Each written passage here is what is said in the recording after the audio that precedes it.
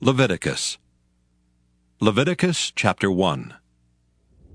And the Lord called unto Moses, and spake unto him out of the tabernacle of the congregation, saying, Speak unto the children of Israel, and say unto them, If any man of you bring an offering unto the Lord, ye shall bring your offering of the cattle, even of the herd and of the flock.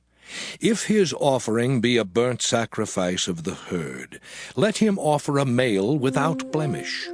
He shall offer it of his own voluntary will at the door of the tabernacle of the congregation before the Lord. And he shall put his hand upon the head of the burnt offering, and it shall be accepted for him to make atonement for him. And he shall kill the bullock before the Lord. And the priests, Aaron's sons, shall bring the blood, and sprinkle the blood round about upon the altar that is by the door of the tabernacle of the congregation. And he shall flay the burnt offering, and cut it into his pieces.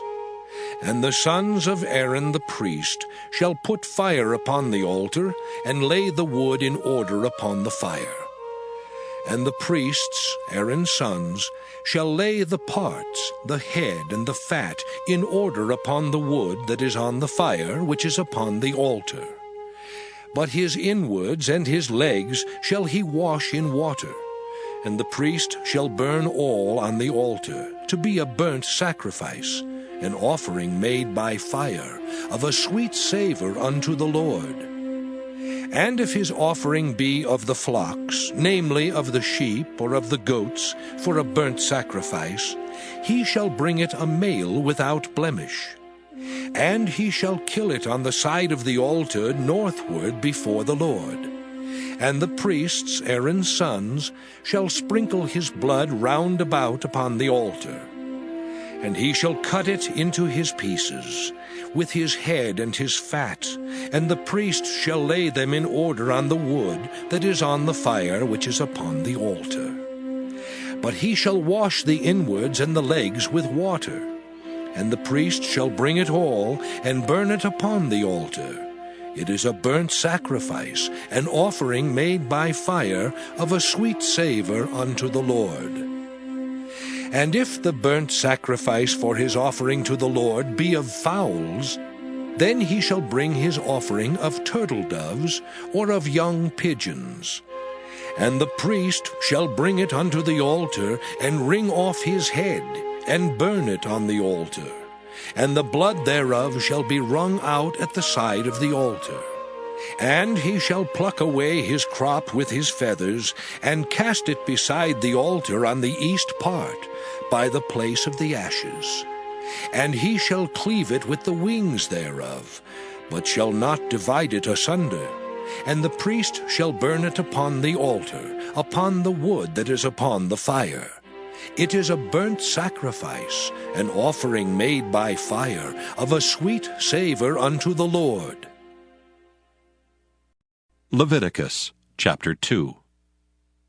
And when any will offer a meat offering unto the Lord, his offering shall be of fine flour, and he shall pour oil upon it, and put frankincense thereon.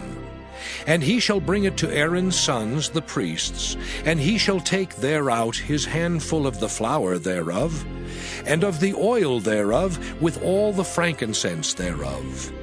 And the priest shall burn the memorial of it upon the altar, to be an offering made by fire, of a sweet savor unto the Lord. And the remnant of the meat offering shall be Aaron's and his sons. It is a thing most holy of the offerings of the Lord made by fire. And if thou bring an oblation of a meat offering baken in the oven, it shall be unleavened cakes of fine flour mingled with oil, or unleavened wafers anointed with oil. And if thy oblation be a meat offering baken in a pan, it shall be of fine flour unleavened mingled with oil. Thou shalt part it in pieces, and pour oil thereon. It is a meat offering. And if thy oblation be a meat offering baken in the frying pan, it shall be made of fine flour with oil. And thou shalt bring the meat offering that is made of these things unto the Lord. And when it is presented unto the priest, he shall bring it unto the altar. And the priest shall take from the meat offering a memorial thereof, and shall burn it upon the altar. It is an offering made by fire, of a sweet savour unto the Lord. And that which is left of the meat offering shall be Aaron's and his sons'. It is a thing most holy of the offerings of the Lord, made by fire. No meat offering which ye shall bring unto the Lord shall be made with leaven, for ye shall burn no leaven, nor any honey, in any offering of the Lord made by fire. As for the oblation of the first fruits, ye shall offer them unto the Lord. But they shall not be burnt on the altar for a sweet savour. And every oblation of thy meat offering shalt thou season with salt. Neither shalt thou suffer the salt of the covenant of thy God to be lacking from thy meat offering. With all thine offerings thou shalt offer salt. And if thou offer a meat offering of thy first fruits unto the Lord, thou shalt offer for the meat offering of thy first fruits green ears of corn dried by the fire, even corn beaten out of full ears. And thou shalt put oil upon it, and lay frankincense thereon. It is a meat offering. And the priest shall burn the memorial of it, part of the beaten corn thereof, and part of the oil thereof, with all the frankincense thereof. It is an offering made by fire unto the Lord. Leviticus chapter 3. And if his oblation be a sacrifice of peace offering, if he offer it of the herd, whether it be a male or female, he shall offer it without blemish before the Lord. And he shall lay his hand upon the head of his offering, and kill it at the door of the tabernacle of the congregation. And Aaron's sons, the priests, shall sprinkle the blood upon the altar round about. And he shall offer of the sacrifice of the peace offering, an offering made by fire unto the Lord. The fat that covereth the inwards, and all the fat that is upon the inwards, and the 2 kidneys, and the fat that is on them, which is by the flanks, and the caul above the liver with the kidneys, it shall he take away. And Aaron's sons shall burn it on the altar upon the burnt sacrifice, which is upon the wood that is on the fire. It is an offering made by fire, of a sweet savour unto the Lord. And if his offering for a sacrifice of peace offering unto the Lord be of the flock, male or female, he shall offer it without blemish. If he offer a lamb for his offering, then shall he offer it before the Lord. And he shall lay his hand upon the head of his offering, and kill it before the tabernacle of the congregation. And Aaron's sons shall sprinkle the blood thereof round about upon the altar. And he shall offer of the sacrifice of the peace offering, an offering made by fire unto the Lord. The fat thereof, and the whole rump, it shall he take off hard by the backbone, and the fat that covereth the inwards, and all the fat that is upon the inwards. And the 2 kidneys, and the fat that is upon them, which is by the flanks, and the caul above the liver with the kidneys, it shall he take away. And the priest shall burn it upon the altar. It is the food of the offering made by fire unto the Lord. And if his offering be a goat, then he shall offer it before the Lord. And he shall lay his hand upon the head of it, and kill it before the tabernacle of the congregation. And the sons of Aaron shall sprinkle the blood thereof upon the altar round about. And he shall offer thereof his offering, even an offering made by fire unto the Lord. The fat that covereth the inwards, and all the fat that is upon the inwards, and the 2 kidneys, and the fat that is upon them, which is by the flanks, and the caul above the liver with the kidneys, it shall he take away. And the priest shall burn them upon the altar.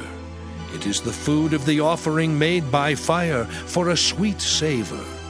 All the fat is the Lord's. It shall be a perpetual statute for your generations throughout all your dwellings, that ye eat neither fat nor blood. Leviticus chapter 4. And the Lord spake unto Moses, saying, Speak unto the children of Israel, saying, If a soul shall sin through ignorance against any of the commandments of the Lord concerning things which ought not to be done, and shall do against any of them, if the priest that is anointed do sin according to the sin of the people, then let him bring for his sin, which he hath sinned, a young bullock without blemish unto the Lord for a sin offering.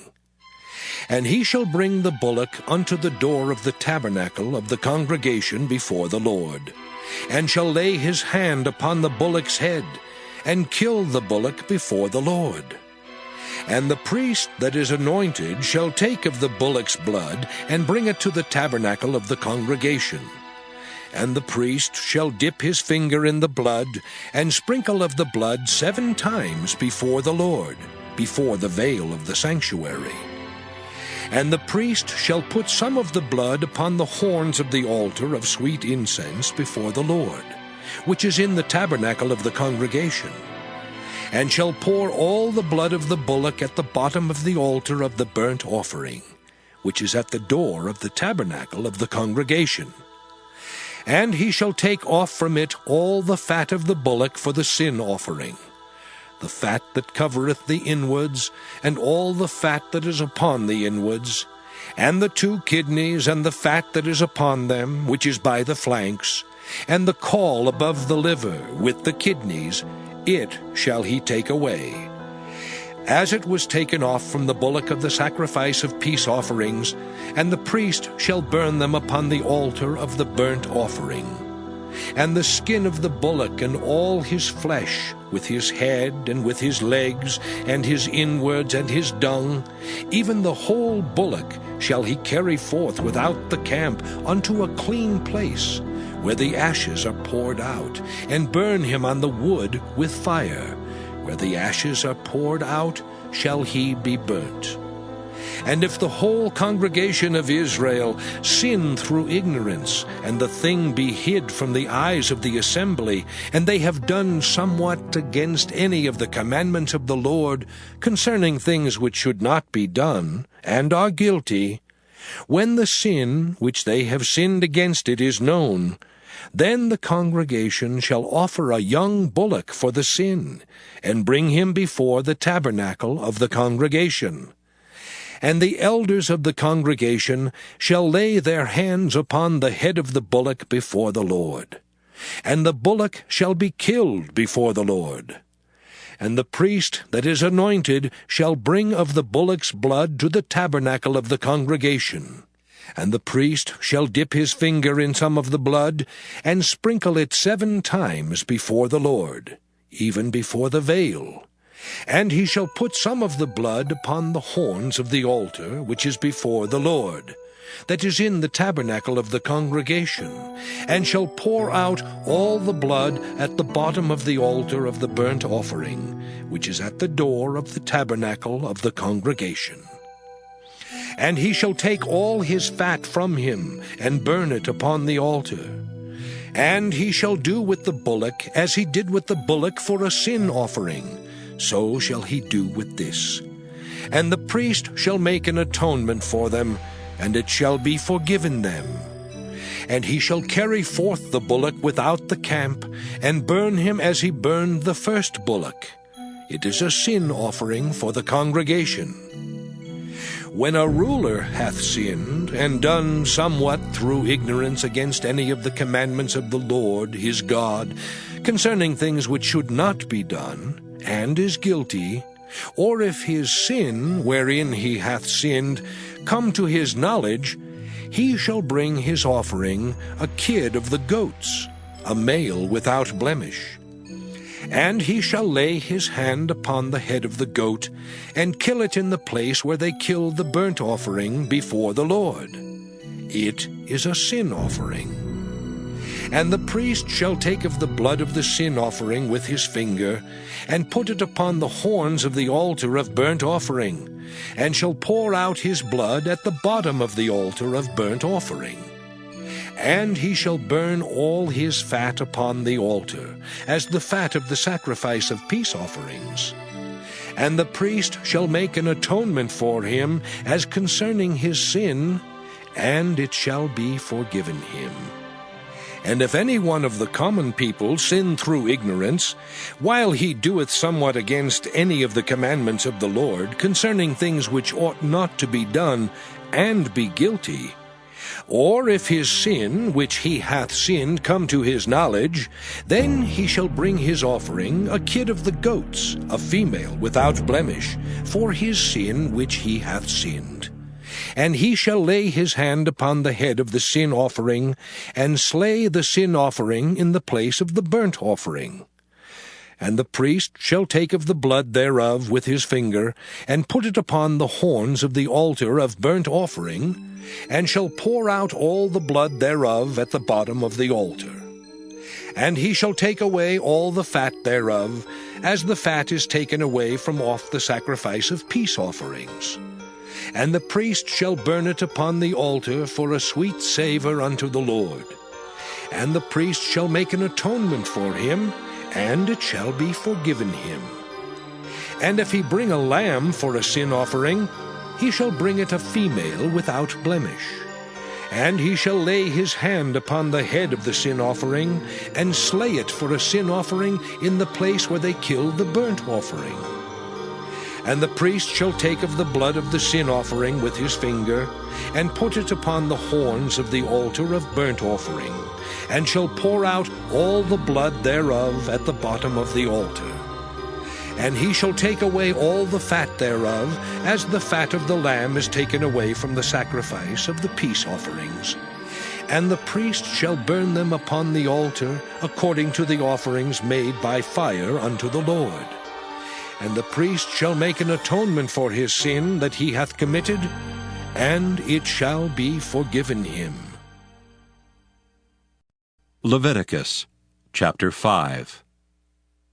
And if a soul sin, and hear the voice of swearing, and is a witness, whether he hath seen or known of it, if he do not utter it, then he shall bear his iniquity. Or if a soul touch any unclean thing, whether it be a carcass of an unclean beast, or a carcass of unclean cattle, or the carcass of unclean creeping things, and if it be hidden from him, he also shall be unclean and guilty. Or if he touch the uncleanness of man, whatsoever uncleanness it be, that a man shall be defiled withal, and it be hid from him, when he knoweth of it, then he shall be guilty. Or if a soul swear, pronouncing with his lips to do evil, or to do good, whatsoever it be that a man shall pronounce with an oath, and it be hid from him, when he knoweth of it, then he shall be guilty in one of these. And it shall be, when he shall be guilty in one of these things, that he shall confess that he hath sinned in that thing. And he shall bring his trespass offering unto the Lord for his sin which he hath sinned, a female from the flock, a lamb or a kid of the goats for a sin offering. And the priest shall make an atonement for him concerning his sin. And if he be not able to bring a lamb, then he shall bring for his trespass which he hath committed 2 turtle doves or 2 young pigeons unto the Lord, one for a sin offering, and the other for a burnt offering. And he shall bring them unto the priest, who shall offer that which is for the sin offering first, and wring off his head from his neck, but shall not divide it asunder. And he shall sprinkle of the blood of the sin offering upon the side of the altar, and the rest of the blood shall be wrung out at the bottom of the altar. It is a sin offering. And he shall offer the second for a burnt offering according to the manner. And the priest shall make an atonement for him for his sin which he hath sinned, and it shall be forgiven him. But if he be not able to bring 2 turtle doves or 2 young pigeons, then he that sinned shall bring for his offering the 10th part of an ephah of fine flour for a sin offering. He shall put no oil upon it, neither shall he put any frankincense thereon, for it is a sin offering. Then shall he bring it to the priest, and the priest shall take his handful of it, even a memorial thereof, and burn it on the altar, according to the offerings made by fire unto the Lord. It is a sin offering. And the priest shall make an atonement for him, as touching his sin that he hath sinned in one of these, and it shall be forgiven him. And the remnant shall be the priest's, as a meat offering.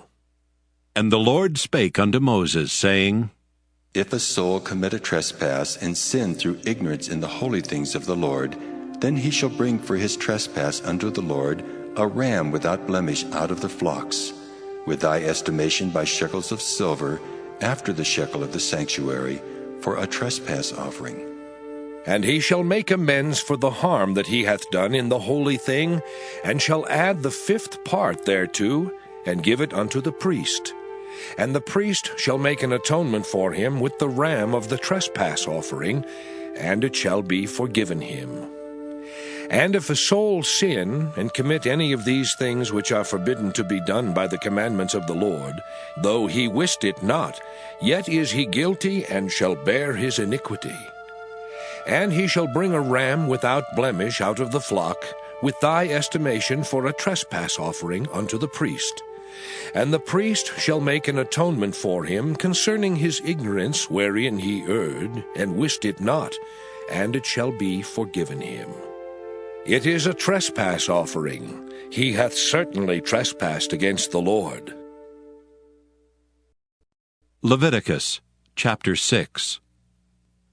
And the Lord spake unto Moses, saying, If a soul sin and commit a trespass against the Lord, and lie unto his neighbor in that which was delivered him to keep, or in fellowship, or in a thing taken away by violence, or hath deceived his neighbor, or hath found that which was lost, and lieth concerning it, and sweareth falsely, in any of all these that a man doeth, sinning therein, then it shall be, because he hath sinned and is guilty, that he shall restore that which he took violently away, or the thing which he hath deceitfully gotten, or that which was delivered him to keep, or the lost thing which he found, or all that about which he hath sworn falsely. He shall even restore it in the principal, and shall add the 5th part more thereto, and give it unto him to whom it appertaineth, in the day of his trespass offering. And he shall bring his trespass offering unto the Lord, a ram without blemish out of the flock, with thy estimation for a trespass offering unto the priest. And the priest shall make an atonement for him before the Lord, and it shall be forgiven him for anything of all that he hath done in trespassing therein. And the Lord spake unto Moses, saying, Command Aaron and his sons, saying, This is the law of the burnt offering. It is the burnt offering because of the burning upon the altar all night unto the morning, and the fire of the altar shall be burning in it. And the priest shall put on his linen garment, and his linen breeches shall he put upon his flesh, and take up the ashes which the fire hath consumed with the burnt offering on the altar, and he shall put them beside the altar.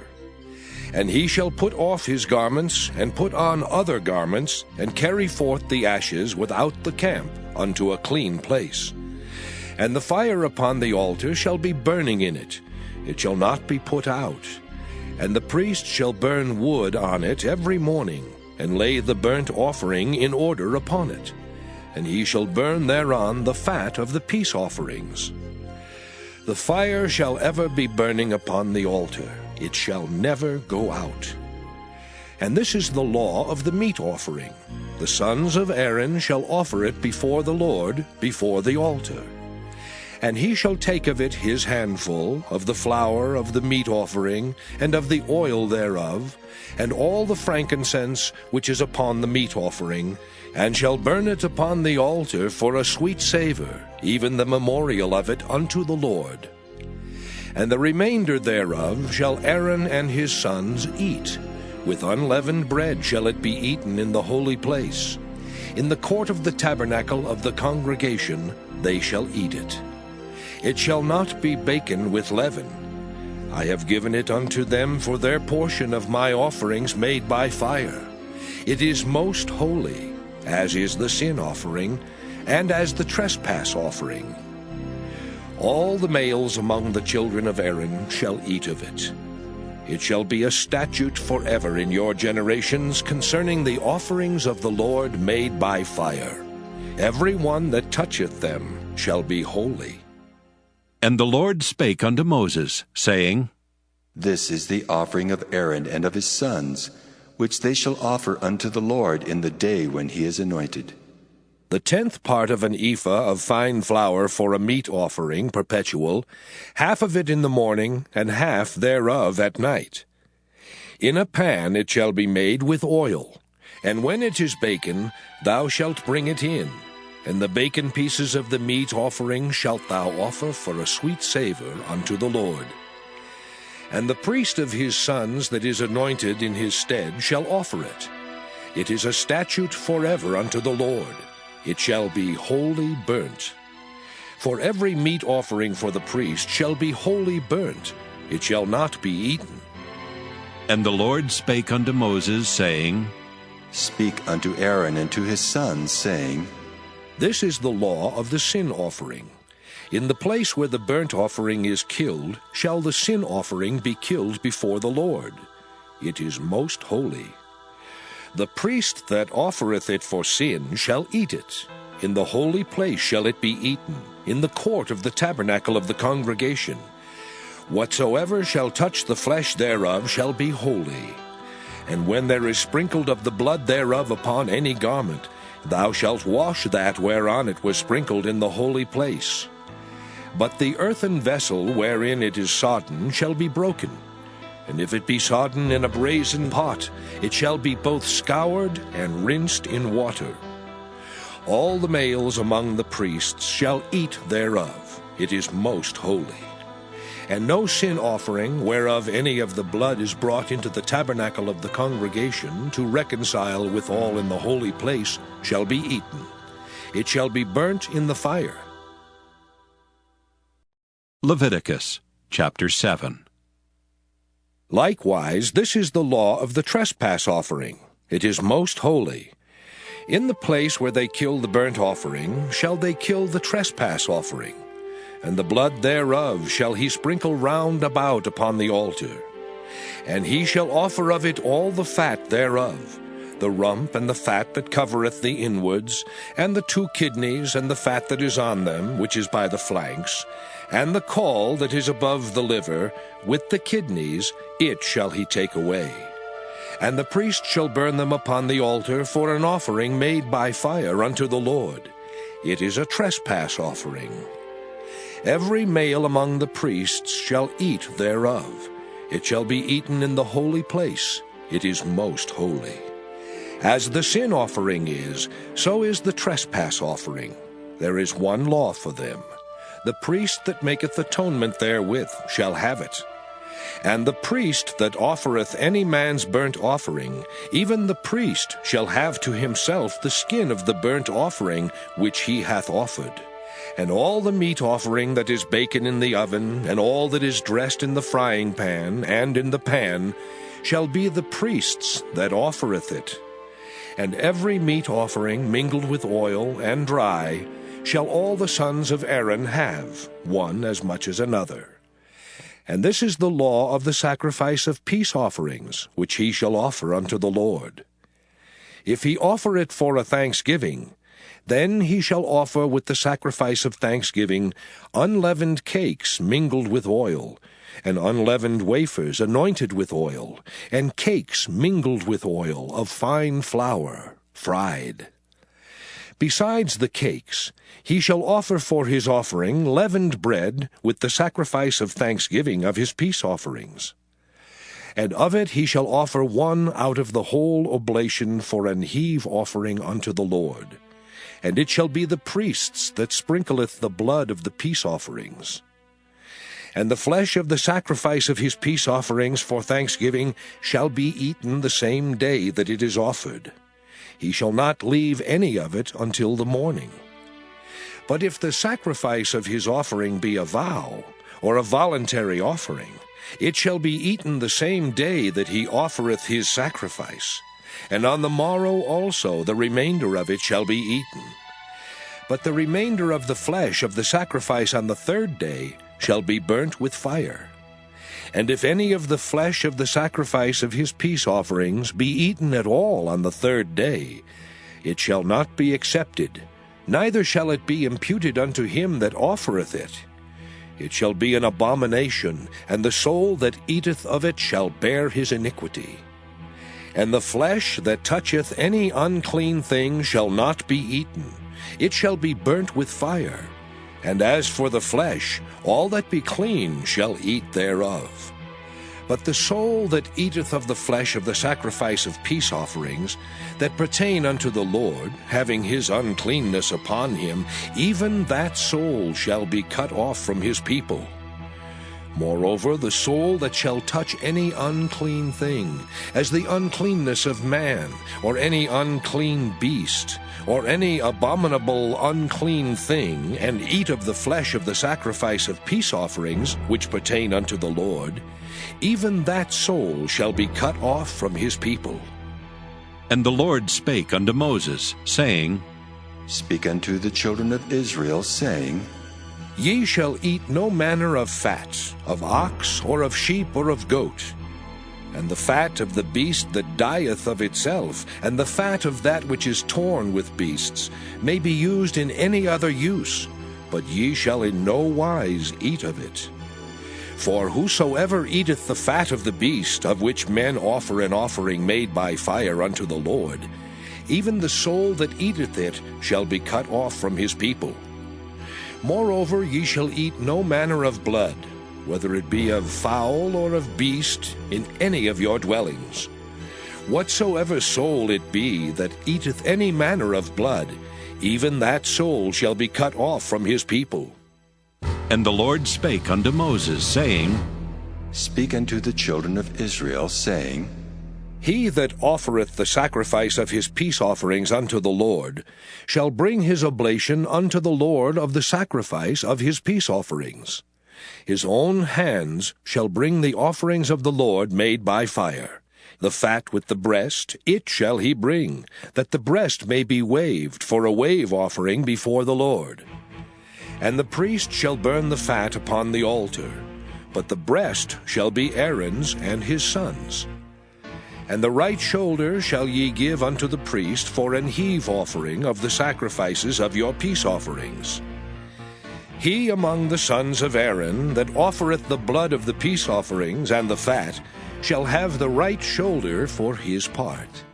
For the wave breast and the heave shoulder have I taken of the children of Israel from off the sacrifices of their peace offerings, and have given them unto Aaron the priest and unto his sons by a statute forever from among the children of Israel.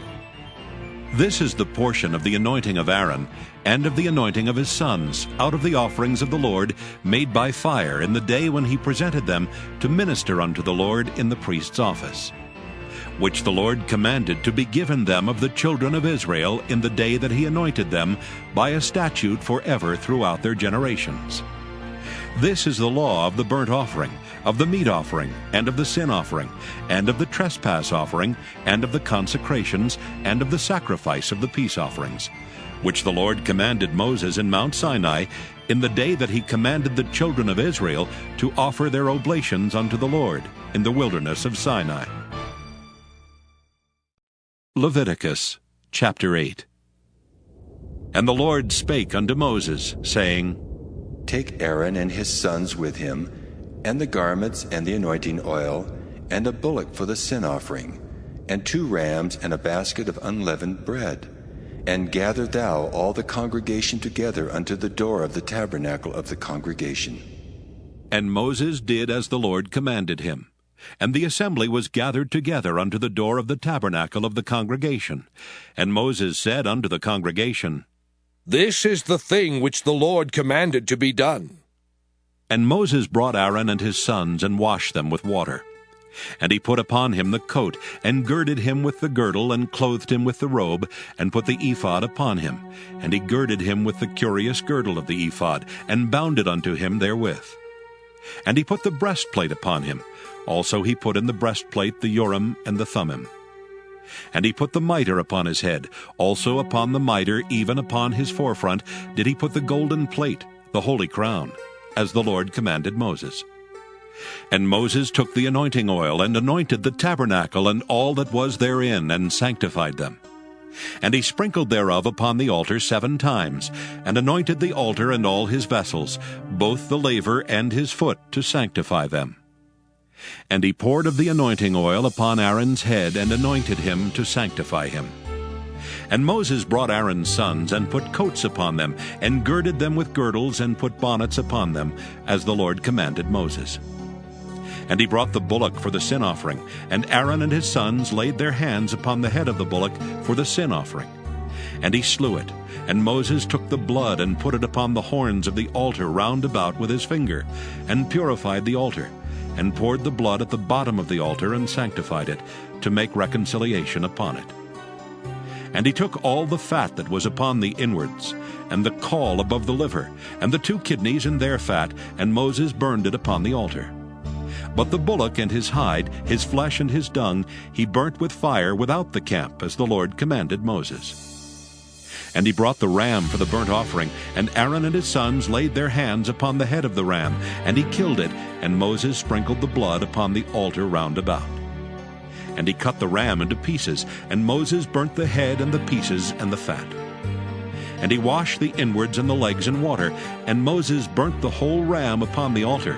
It was a burnt sacrifice for a sweet savor, and an offering made by fire unto the Lord, as the Lord commanded Moses. And he brought the other ram, the ram of consecration. And Aaron and his sons laid their hands upon the head of the ram, and he slew it. And Moses took of the blood of it, and put it upon the tip of Aaron's right ear, and upon the thumb of his right hand, and upon the great toe of his right foot. And he brought Aaron's sons, and Moses put of the blood upon the tip of their right ear, and upon the thumbs of their right hands, and upon the great toes of their right feet. And Moses sprinkled the blood upon the altar round about. And he took the fat and the rump, and all the fat that was upon the inwards, and the caul above the liver, and the 2 kidneys and their fat, and the right shoulder. And out of the basket of unleavened bread that was before the Lord, he took 1 unleavened cake, and a cake of oiled bread, and 1 wafer, and put them on the fat, and upon the right shoulder. And he put all upon Aaron's hands, and upon his sons' hands, and waved them for a wave offering before the Lord. And Moses took them from off their hands, and burnt them on the altar upon the burnt offering. They were consecrations for a sweet savor. It is an offering made by fire unto the Lord. And Moses took the breast, and waved it for a wave offering before the Lord. For of the ram of consecration it was Moses' part, as the Lord commanded Moses. And Moses took of the anointing oil, and of the blood which was upon the altar, and sprinkled it upon Aaron, and upon his garments, and upon his sons, and upon his sons' garments with him, and sanctified Aaron and his garments, and his sons garments with him. And Moses said unto Aaron and to his sons, Boil the flesh at the door of the tabernacle of the congregation, and there eat it with the bread that is in the basket of consecrations, as I commanded, saying, Aaron and his sons shall eat it. And that which remaineth of the flesh and of the bread shall ye burn with fire. And ye shall not go out of the door of the tabernacle of the congregation in 7 days, until the days of your consecration be at an end. For 7 days shall he consecrate you. As he hath done this day, so the Lord hath commanded to do, to make an atonement for you. Therefore shall ye abide at the door of the tabernacle of the congregation day and night 7 days, and keep the charge of the Lord, that ye die not, for so I am commanded. So Aaron and his sons did all things which the Lord commanded by the hand of Moses. Leviticus chapter 9. And it came to pass on the 8th day that Moses called Aaron and his sons and the elders of Israel. And he said unto Aaron, Take thee a young calf for a sin offering, and a ram for a burnt offering, without blemish, and offer them before the Lord. And unto the children of Israel thou shalt speak, saying, Take ye a kid of the goats for a sin offering, and a calf and a lamb, both of the first year, without blemish, for a burnt offering. Also a bullock and a ram for peace offerings, to sacrifice before the Lord, and a meat offering mingled with oil. For today the Lord will appear unto you. And they brought that which Moses commanded before the tabernacle of the congregation. And all the congregation drew near and stood before the Lord. And Moses said, This is the thing which the Lord commanded that ye should do, and the glory of the Lord shall appear unto you. And Moses said unto Aaron, Go unto the altar, and offer thy sin offering and thy burnt offering, and make an atonement for thyself and for the people, and offer the offering of the people, and make an atonement for them, as the Lord commanded. Aaron therefore went unto the altar, and slew the calf of the sin offering which was for himself. And the sons of Aaron brought the blood unto him, and he dipped his finger in the blood, and put it upon the horns of the altar, and poured out the blood at the bottom of the altar. But the fat and the kidneys and the caul above the liver of the sin offering he burnt upon the altar, as the Lord commanded Moses. And the flesh and the hide he burnt with fire without the camp. And he slew the burnt offering, and Aaron's sons presented unto him the blood which he sprinkled round about upon the altar. And they presented the burnt offering unto him with the pieces thereof and the head, and he burnt them upon the altar. And he did wash the inwards and the legs, and burnt them upon the burnt offering on the altar.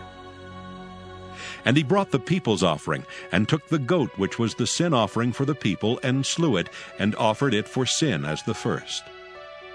And he brought the burnt offering, and offered it according to the manner. And he brought the meat offering, and took an handful thereof, and burnt it upon the altar, beside the burnt sacrifice of the morning. He slew also the bullock and the ram for a sacrifice of peace offerings, which was for the people. And Aaron's sons presented unto him the blood which he sprinkled upon the altar round about, and the fat of the bullock and of the ram, the rump, and that which covereth the inwards and the kidneys, and the caul above the liver. And they put the fat upon the breasts, and he burnt the fat upon the altar. And the breasts and the right shoulder Aaron waved for a wave offering before the Lord, as Moses commanded. And Aaron lifted up his hand toward the people, and blessed them, and came down from offering of the sin offering, and the burnt offering, and peace offerings. And Moses and Aaron went into the tabernacle of the congregation, and came out and blessed the people, and the glory of the Lord appeared unto all the people. And there came a fire out from before the Lord, and consumed upon the altar the burnt offering and the fat, which when all the people saw, they shouted, and fell on their faces. Leviticus chapter 10. And Nadab and Abihu the sons of Aaron took either of them his censer, and put fire therein, and put incense thereon, and offered strange fire before the Lord, which he commanded them not. And there went out fire from the Lord, and devoured them, and they died before the Lord. Then Moses said unto Aaron, This is it that the Lord spake, saying, I will be sanctified in them that come nigh me, and before all the people I will be glorified. And Aaron held his peace. And Moses called Mishael and Elzaphan, the sons of Uzziel, the uncle of Aaron, and said unto them, Come near, carry your brethren from before the sanctuary out of the camp. So they went near, and carried them in their coats out of the camp, as Moses had said. And Moses said unto Aaron, and unto Eleazar, and unto Ithamar his sons, Uncover not your heads, neither rend your clothes, lest ye die, and lest wrath come upon all the people. But let your brethren, the whole house of Israel, bewail the burning which the Lord hath kindled. And ye shall not go out from the door of the tabernacle of the congregation, lest ye die, for the anointing oil of the Lord is upon you. And they did according to the word of Moses. And the Lord spake unto Aaron, saying, Do not drink wine nor strong drink, thou nor thy sons with thee, when ye go into the tabernacle of the congregation, lest ye die. It shall be a statute forever throughout your generations, and that ye may put difference between holy and unholy, and between unclean and clean, and that ye may teach the children of Israel all the statutes which the Lord has spoken unto them by the hand of Moses. And Moses spake unto Aaron, and unto Eleazar, and unto Ithamar his sons that were left. Take the meat offering that remaineth of the offerings of the Lord made by fire, and eat it without leaven beside the altar, for it is most holy. And ye shall eat it in the holy place, because it is thy due, and thy son's due, of the sacrifices of the Lord made by fire, for so I am commanded. And the wave breast and heave shoulder shall ye eat in a clean place, thou and thy sons and thy daughters with thee, for they be thy due, and thy sons' due, which are given out of the sacrifices of peace offerings of the children of Israel. The heave shoulder and the wave breast shall they bring with the offerings made by fire of the fat, to wave it for a wave offering before the Lord. And it shall be thine and thy sons with thee, by a statute forever, as the Lord hath commanded. And Moses diligently sought the goat of the sin offering, and behold, it was burnt. And he was angry with Eleazar and Ithamar, the sons of Aaron, which were left alive, saying, Wherefore have ye not eaten the sin offering in the holy place, seeing it is most holy? And God hath given it you to bear the iniquity of the congregation, to make atonement for them before the Lord. Behold, the blood of it was not brought in within the holy place. Ye should indeed have eaten it in the holy place, as I commanded. And Aaron said unto Moses, Behold, this day have they offered their sin offering and their burnt offering before the Lord, and such things have befallen me. And if I had eaten the sin offering today, should it have been accepted in the sight of the Lord? And when Moses heard that, he was content. Leviticus chapter 11. And the Lord spake unto Moses and to Aaron, saying unto them, Speak unto the children of Israel, saying, These are the beasts which ye shall eat among all the beasts that are on the earth. Whatsoever parteth the hoof, and is cloven-footed, and cheweth the cud among the beasts, that shall ye eat. Nevertheless, these shall ye not eat of them that chew the cud, or of them that divide the hoof, as the camel, because he cheweth the cud, but divideth not the hoof. He is unclean unto you. And the coney, because he cheweth the cud, but divideth not the hoof. He is unclean unto you. And the hare, because he cheweth the cud, but divideth not the hoof. He is unclean unto you. And the swine, though he divide the hoof, and be cloven-footed, yet he cheweth not the cud. He is unclean to you. Of their flesh shall ye not eat, and their carcass shall ye not touch. They are unclean to you. These shall ye eat of all that are in the waters. Whatsoever hath fins and scales in the waters, in the seas and in the rivers, them shall ye eat. And all that have not fins and scales in the seas and in the rivers, of all that move in the waters, and of any living thing which is in the waters, they shall be an abomination unto you. They shall be even an abomination unto you. Ye shall not eat of their flesh, but ye shall have their carcasses in abomination. Whatsoever hath no fins nor scales in the waters, that shall be an abomination unto you. And these are they which ye shall have in abomination among the fowls. They shall not be eaten, they are an abomination: the eagle, and the ossifrage, and the osprey, and the vulture, and the kite after his kind, every raven after his kind, and the owl, and the nighthawk, and the cuckoo, and the hawk after his kind, and the little owl, and the cormorant, and the great owl, and the swan, and the pelican, and the gyre eagle, and the stork, the heron after her kind, and the lapwing, and the bat. All fowls that creep, going upon all four, shall be an abomination unto you. Yet these may ye eat of every flying, creeping thing that goeth upon all four, which have legs above their feet to leap withal upon the earth. Even these of them ye may eat, the locust after his kind, and the bald locust after his kind, and the beetle after his kind, and the grasshopper after his kind. But all other flying, creeping things which have 4 feet shall be an abomination unto you. And for these ye shall be unclean. Whosoever toucheth the carcass of them shall be unclean until the even. And whosoever beareth aught of the carcass of them shall wash his clothes, and be unclean until the even. The carcasses of every beast which divideth the hoof, and is not cloven-footed, nor cheweth the cud, are unclean unto you. Every one that toucheth them shall be unclean. And whatsoever goeth upon his paws among all manner of beasts that go on all 4, those are unclean unto you. Whoso toucheth their carcass shall be unclean until the even.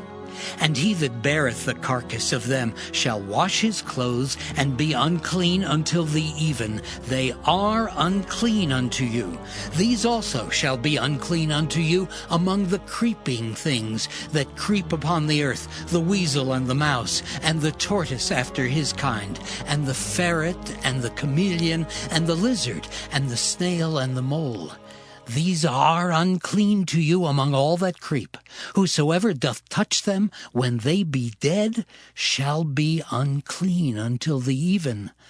And upon whatsoever any of them when they are dead doth fall, it shall be unclean, whether it be any vessel of wood or raiment or skin or sack, whatsoever vessel it be, wherein any work is done, it must be put into water, and it shall be unclean until the even.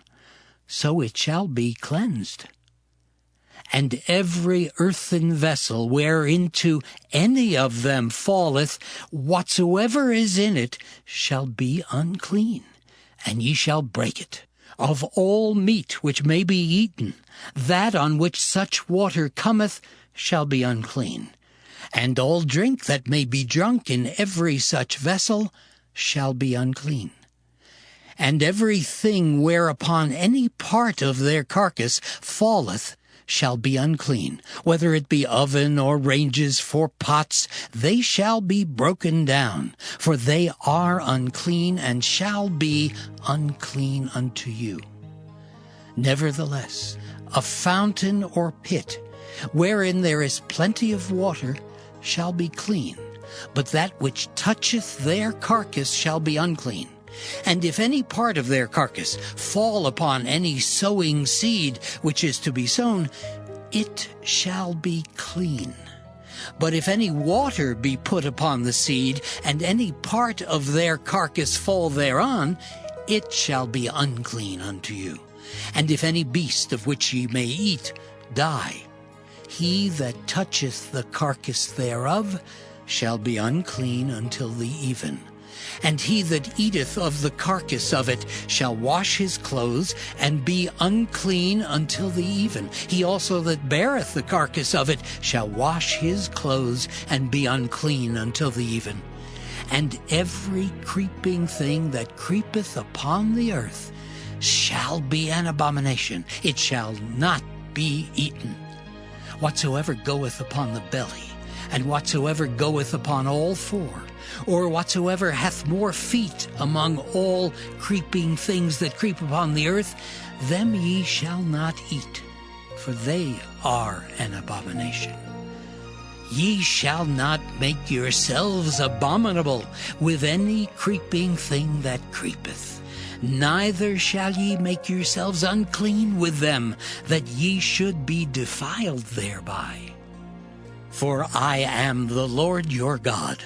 Ye shall therefore sanctify yourselves, and ye shall be holy, for I am holy.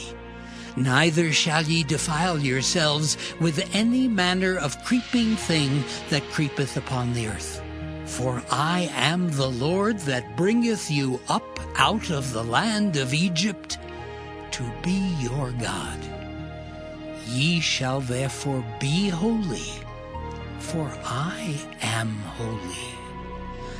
This is the law of the beasts and of the fowl, and of every living creature that moveth in the waters, and of every creature that creepeth upon the earth, to make a difference between the unclean and the clean, and between the beast that may be eaten and the beast that may not be eaten. Leviticus chapter 12. And the Lord spake unto Moses, saying, Speak unto the children of Israel, saying, If a woman have conceived seed and born a man-child, then she shall be unclean 7 days. According to the days of the separation for her infirmity shall she be unclean. And in the 8th day the flesh of his foreskin shall be circumcised. And she shall then continue in the blood of her purifying 33 days. She shall touch no hallowed thing, nor come into the sanctuary until the days of her purifying be fulfilled. But if she bear a maid child, then she shall be unclean 2 weeks, as in her separation, and she shall continue in the blood of her purifying 66 days. And when the days of her purifying are fulfilled, for a son or for a daughter, she shall bring a lamb of the 1st year for a burnt offering, and a young pigeon or a turtle-dove for a sin offering unto the door of the tabernacle of the congregation, unto the priest, who shall offer it before the Lord, and make an atonement for her, and she shall be cleansed from the issue of her blood. This is the law for her that hath borne a male or a female. And if she be not able to bring a lamb, then she shall bring 2 turtles, or 2 young pigeons, the one for the burnt offering, and the other for a sin offering.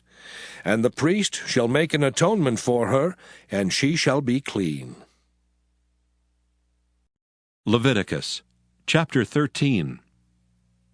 And the Lord spake unto Moses and Aaron, saying, When a man shall have in the skin of his flesh a rising, a scab or bright spot, and it be in the skin of his flesh like the plague of leprosy, then he shall be brought unto Aaron the priest, or unto one of his sons the priests.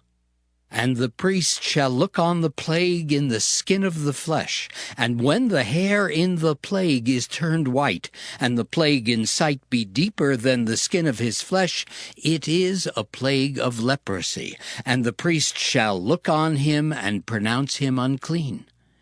If the bright spot be white in the skin of his flesh, and in sight be not deeper than the skin, and the hair thereof be not turned white, then the priest shall shut up him that hath the plague 7 days.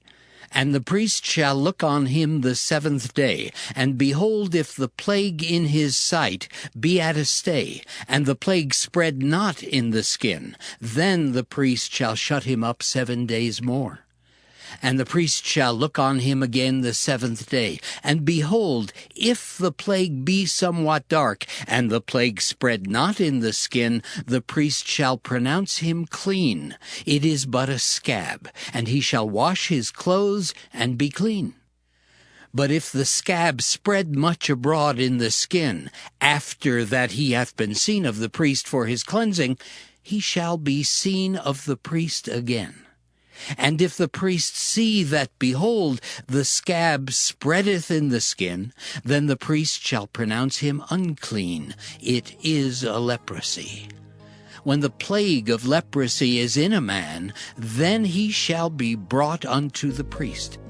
And the priest shall see him, and behold, if the rising be white in the skin, and it have turned the hair white, and there be quick raw flesh in the rising, it is an old leprosy in the skin of his flesh, and the priest shall pronounce him unclean, and shall not shut him up, for he is unclean.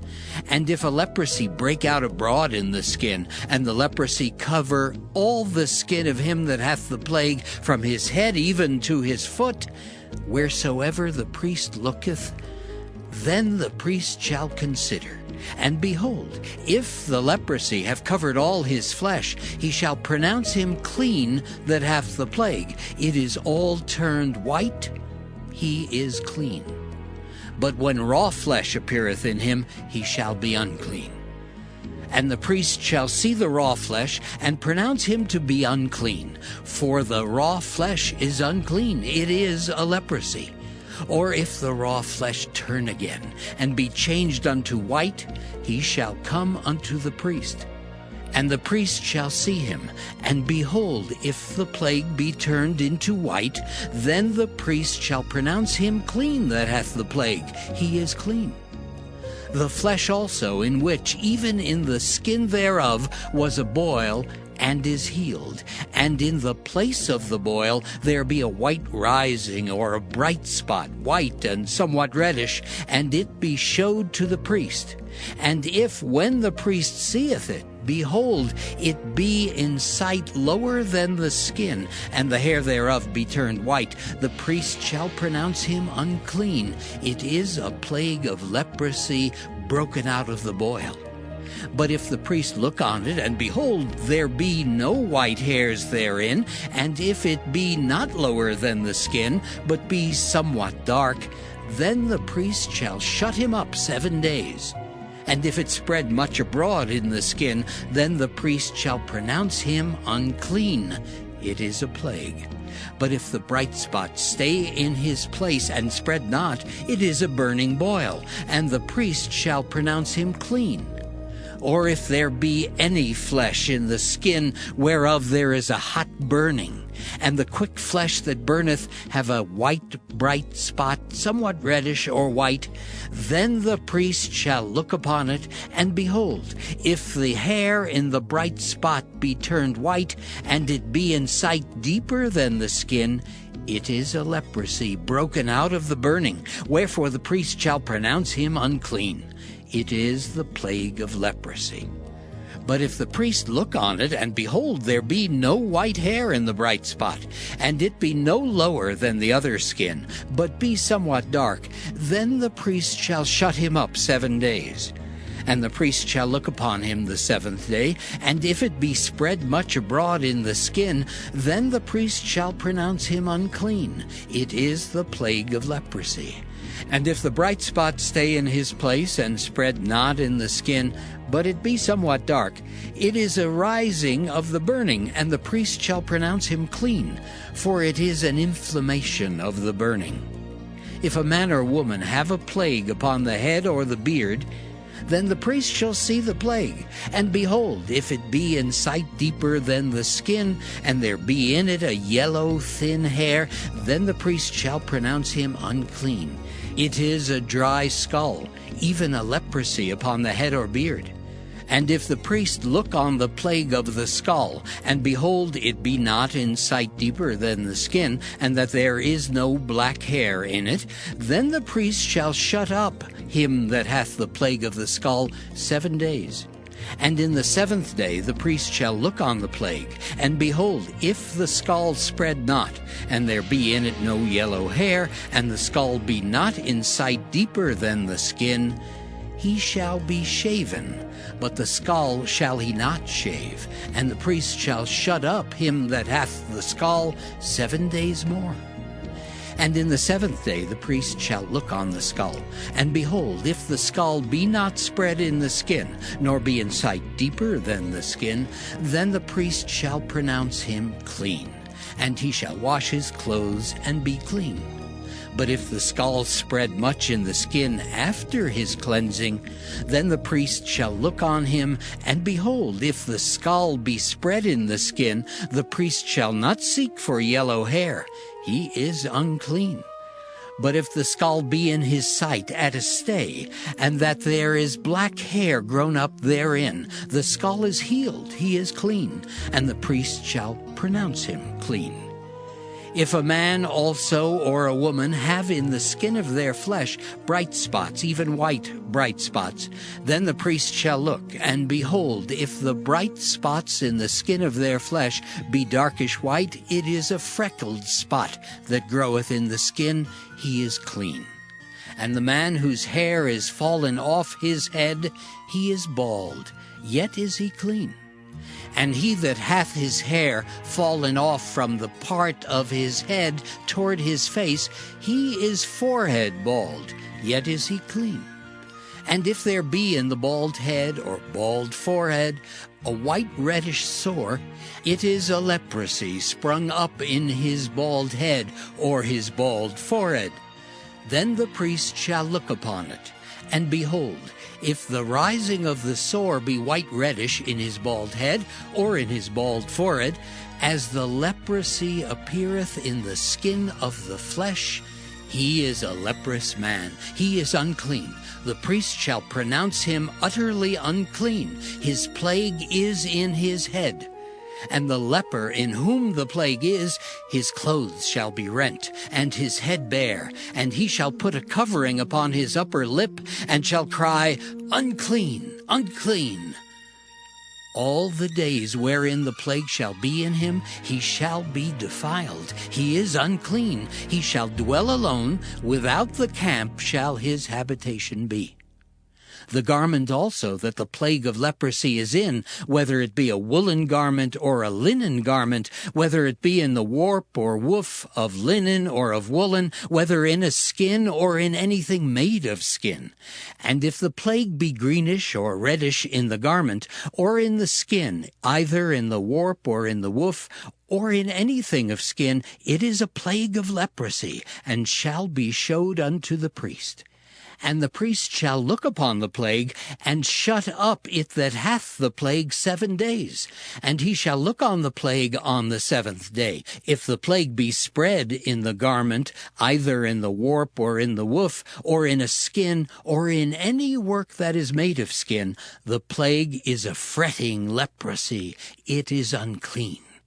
He shall therefore burn that garment, whether warp or woof, in woolen or in linen, or anything of skin, wherein the plague is, for it is a fretting leprosy. It shall be burnt in the fire. And if the priest shall look, and behold, the plague be not spread in the garment, either in the warp or in the woof, or in anything of skin, then the priest shall command that they wash the thing wherein the plague is, and he shall shut it up 7 days more. And the priest shall look on the plague after that it is washed, and behold, if the plague have not changed his color, and the plague be not spread, it is unclean. Thou shalt burn it in the fire. It is fret inward, whether it be bare within or without. And if the priest look, and behold, the plague be somewhat dark after the washing of it, then he shall rend it out of the garment, or out of the skin, or out of the warp, or out of the woof. And if it appear still in the garment, either in the warp, or in the woof, or in anything of skin, it is a spreading plague. Thou shalt burn that wherein the plague is with fire. And the garment, either warp or woof, or whatsoever thing of skin it be, which thou shalt wash, if the plague be departed from them, then it shall be washed the 2nd time, and shall be clean. This is the law of the plague of leprosy in a garment of woolen or linen, either in the warp or woof, or anything of skins, to pronounce it clean or to pronounce it unclean. Leviticus chapter 14. And the Lord spake unto Moses, saying, This shall be the law of the leper in the day of his cleansing.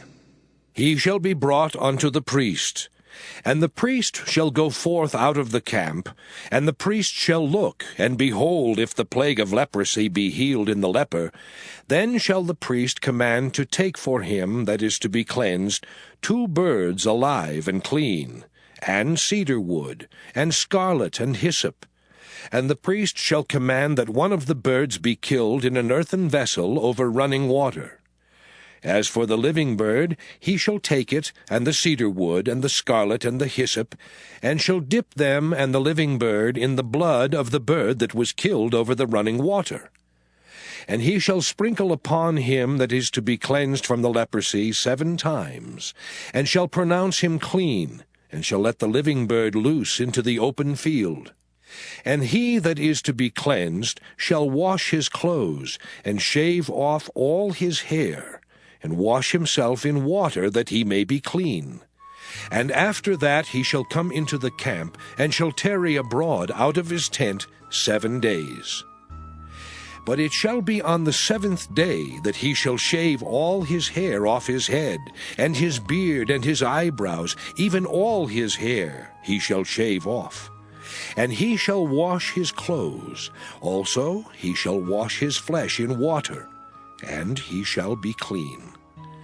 And on the 8th day he shall take 2 he-lambs without blemish, and 1 ewe-lamb of the 1st year without blemish, and 3/10 deals of fine flour for a meat offering, mingled with oil, and 1 log of oil. And the priest that maketh him clean shall present the man that is to be made clean, and those things before the Lord, at the door of the tabernacle of the congregation.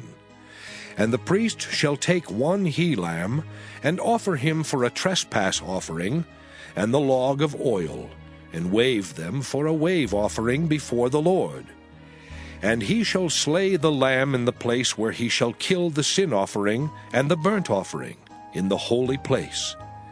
For as the sin offering is the priest's, so is the trespass offering. It is most holy. And the priest shall take some of the blood of the trespass offering, and the priest shall put it upon the tip of the right ear of him that is to be cleansed, and upon the thumb of his right hand, and upon the great toe of his right foot. And the priest shall take some of the log of oil, and pour it into the palm of his own left hand. And the priest shall dip his right finger in the oil that is in his left hand, and shall sprinkle of the oil with his finger 7 times before the Lord. And of the rest of the oil that is in his hand shall the priest put upon the tip of the right ear of him that is to be cleansed, and upon the thumb of his right hand, and upon the great toe of his right foot, upon the blood of the trespass offering. And the remnant of the oil that is in the priest's hand he shall pour upon the head of him that is to be cleansed. And the priest shall make an atonement for him before the Lord. And the priest shall offer the sin offering, and make an atonement for him that is to be cleansed from his uncleanness, and afterward he shall kill the burnt offering. And the priest shall offer the burnt offering and the meat offering upon the altar. And the priest shall make an atonement for him, and he shall be clean. And if he be poor and cannot get so much, then he shall take 1 lamb for a trespass offering to be waved, to make an atonement for him, and 1/10 deal of fine flour mingled with oil for a meat offering, and a log of oil. And 2 turtle doves, or 2 young pigeons, such as he is able to get, and the one shall be a sin offering, and the other a burnt offering. And he shall bring them on the 8th day for his cleansing unto the priest, unto the door of the tabernacle of the congregation before the Lord. And the priest shall take the lamb of the trespass offering, and the log of oil, and the priest shall wave them for a wave offering before the Lord. And he shall kill the lamb of the trespass offering, and the priest shall take some of the blood of the trespass offering, and put it upon the tip of the right ear of him that is to be cleansed, and upon the thumb of his right hand, and upon the great toe of his right foot. And the priest shall pour of the oil into the palm of his own left hand. And the priest shall sprinkle with his right finger some of the oil that is in his left hand 7 times before the Lord. And the priest shall put of the oil that is in his hand upon the tip of the right ear of him that is to be cleansed, and upon the thumb of his right hand, and upon the great toe of his right foot, upon the place of the blood of the trespass offering. And the rest of the oil that is in the priest's hand he shall put upon the head of him that is to be cleansed, to make an atonement for him before the Lord. And he shall offer the one of the turtle doves, or of the young pigeons, such as he can get, even such as he is able to get, the one for a sin offering, and the other for a burnt offering with the meat offering. And the priest shall make an atonement for him that is to be cleansed before the Lord. This is the law of him in whom is the plague of leprosy, whose hand is not able to get that which pertaineth to his cleansing. And the Lord spake unto Moses and unto Aaron, saying, When ye be come into the land of Canaan, which I give to you for a possession, and I put the plague of leprosy in a house of the land of your possession, and he that owneth the house shall come and tell the priest, saying, It seemeth to me there is, as it were, a plague in the house. Then the priest shall command that they empty the house before the priest go into it to see the plague, that all that is in the house be not made unclean, and afterward the priest shall go in to see the house.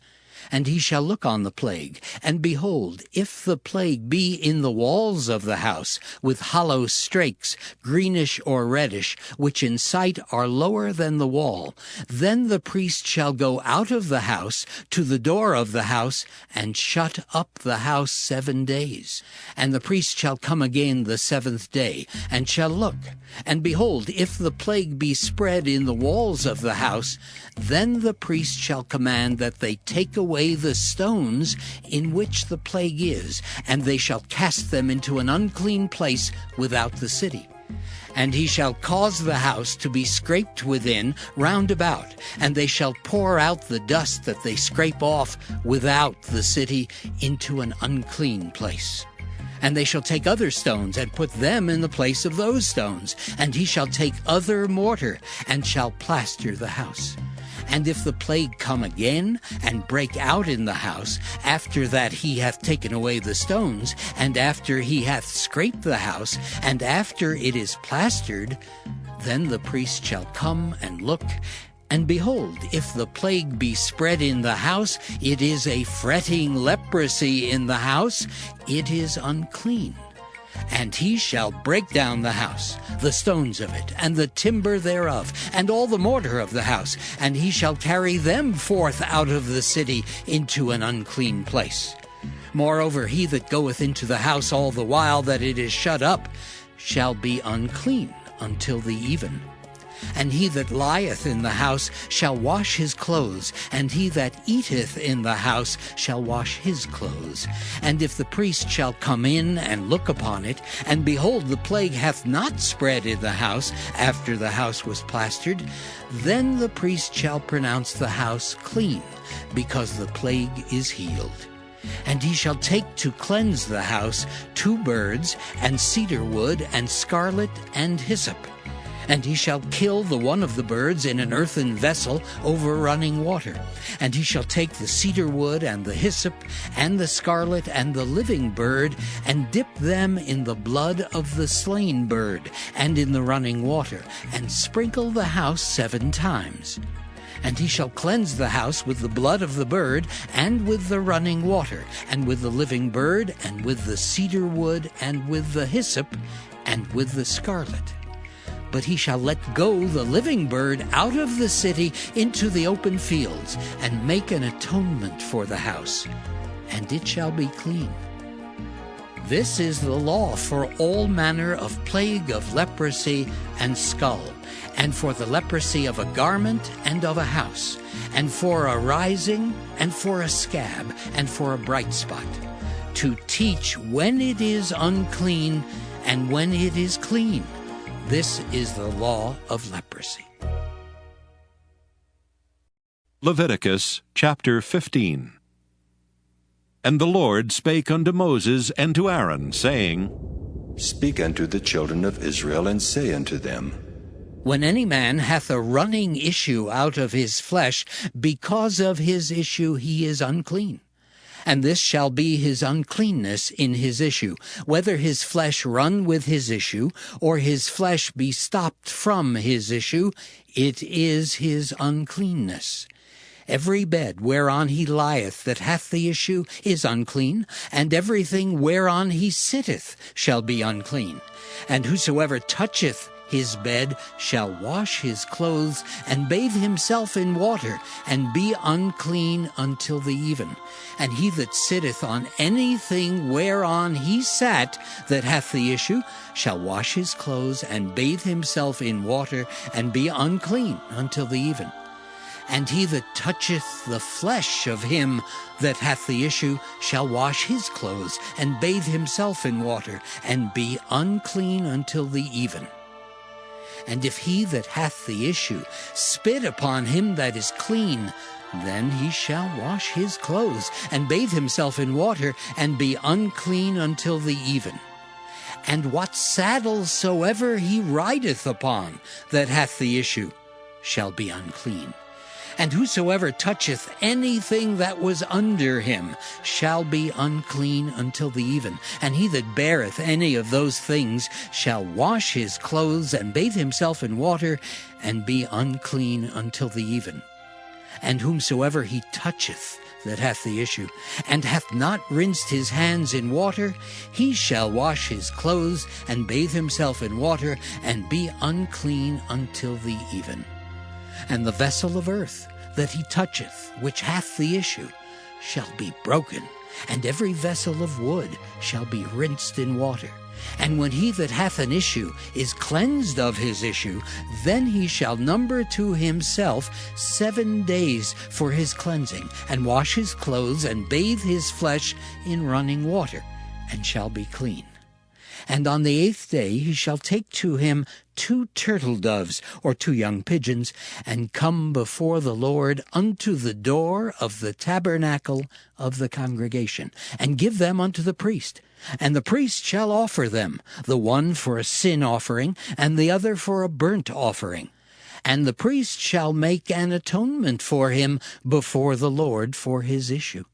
And if any man's seed of copulation go out from him, then he shall wash all his flesh in water, and be unclean until the even.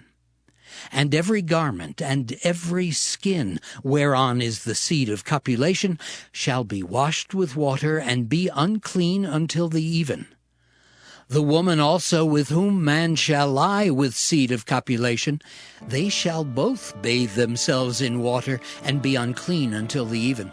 And if a woman have an issue, and her issue in her flesh be blood, she shall be put apart 7 days, and whosoever toucheth her shall be unclean until the even. And everything that she lieth upon in her separation shall be unclean. Everything also that she sitteth upon shall be unclean. And whosoever toucheth her bed shall wash his clothes, and bathe himself in water, and be unclean until the even. And whosoever toucheth anything that she sat upon shall wash his clothes, and bathe himself in water, and be unclean until the even. And if it be on her bed, or on anything whereon she sitteth, when he toucheth it, he shall be unclean until the even. And if any man lie with her at all, and her flowers be upon him, he shall be unclean 7 days, and all the bed whereon he lieth shall be unclean. And if a woman have an issue of her blood many days out of the time of her separation, or if it run beyond the time of her separation, all the days of the issue of her uncleanness shall be as the days of her separation. She shall be unclean.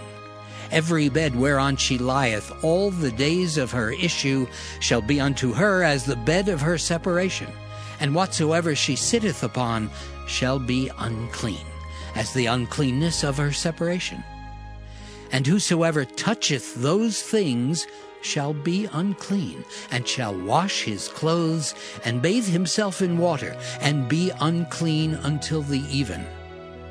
But if she be cleansed of her issue, then she shall number to herself 7 days, and after that she shall be clean.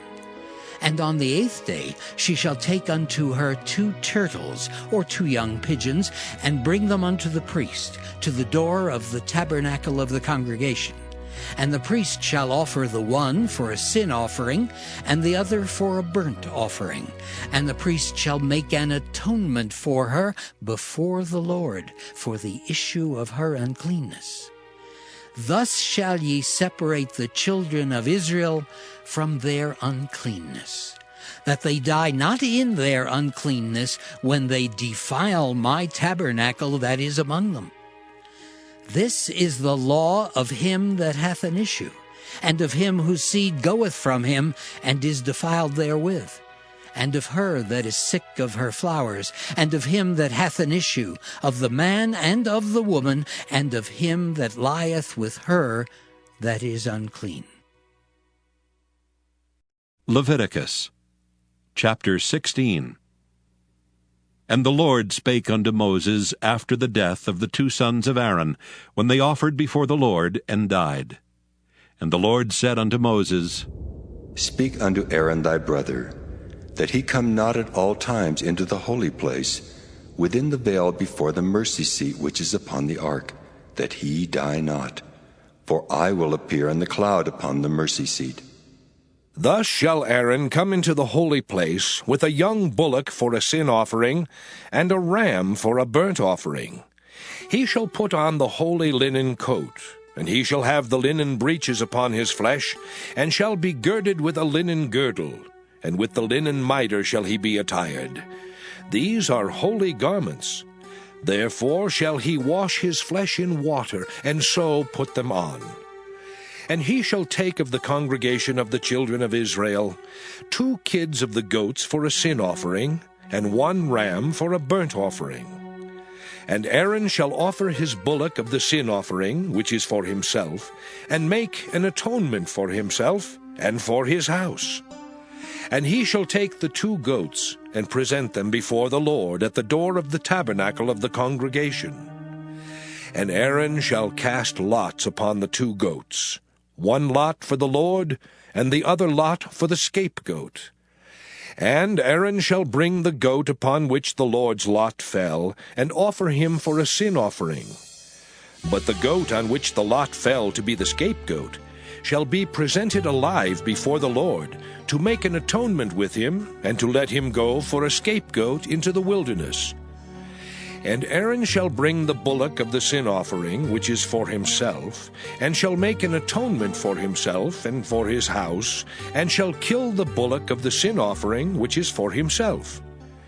And he shall take a censer full of burning coals of fire from off the altar before the Lord, and his hands full of sweet incense beaten small, and bring it within the veil. And he shall put the incense upon the fire before the Lord, that the cloud of the incense may cover the mercy seat that is upon the testimony, that he die not. And he shall take of the blood of the bullock, and sprinkle it with his finger upon the mercy seat eastward. And before the mercy seat shall he sprinkle of the blood with his finger 7 times.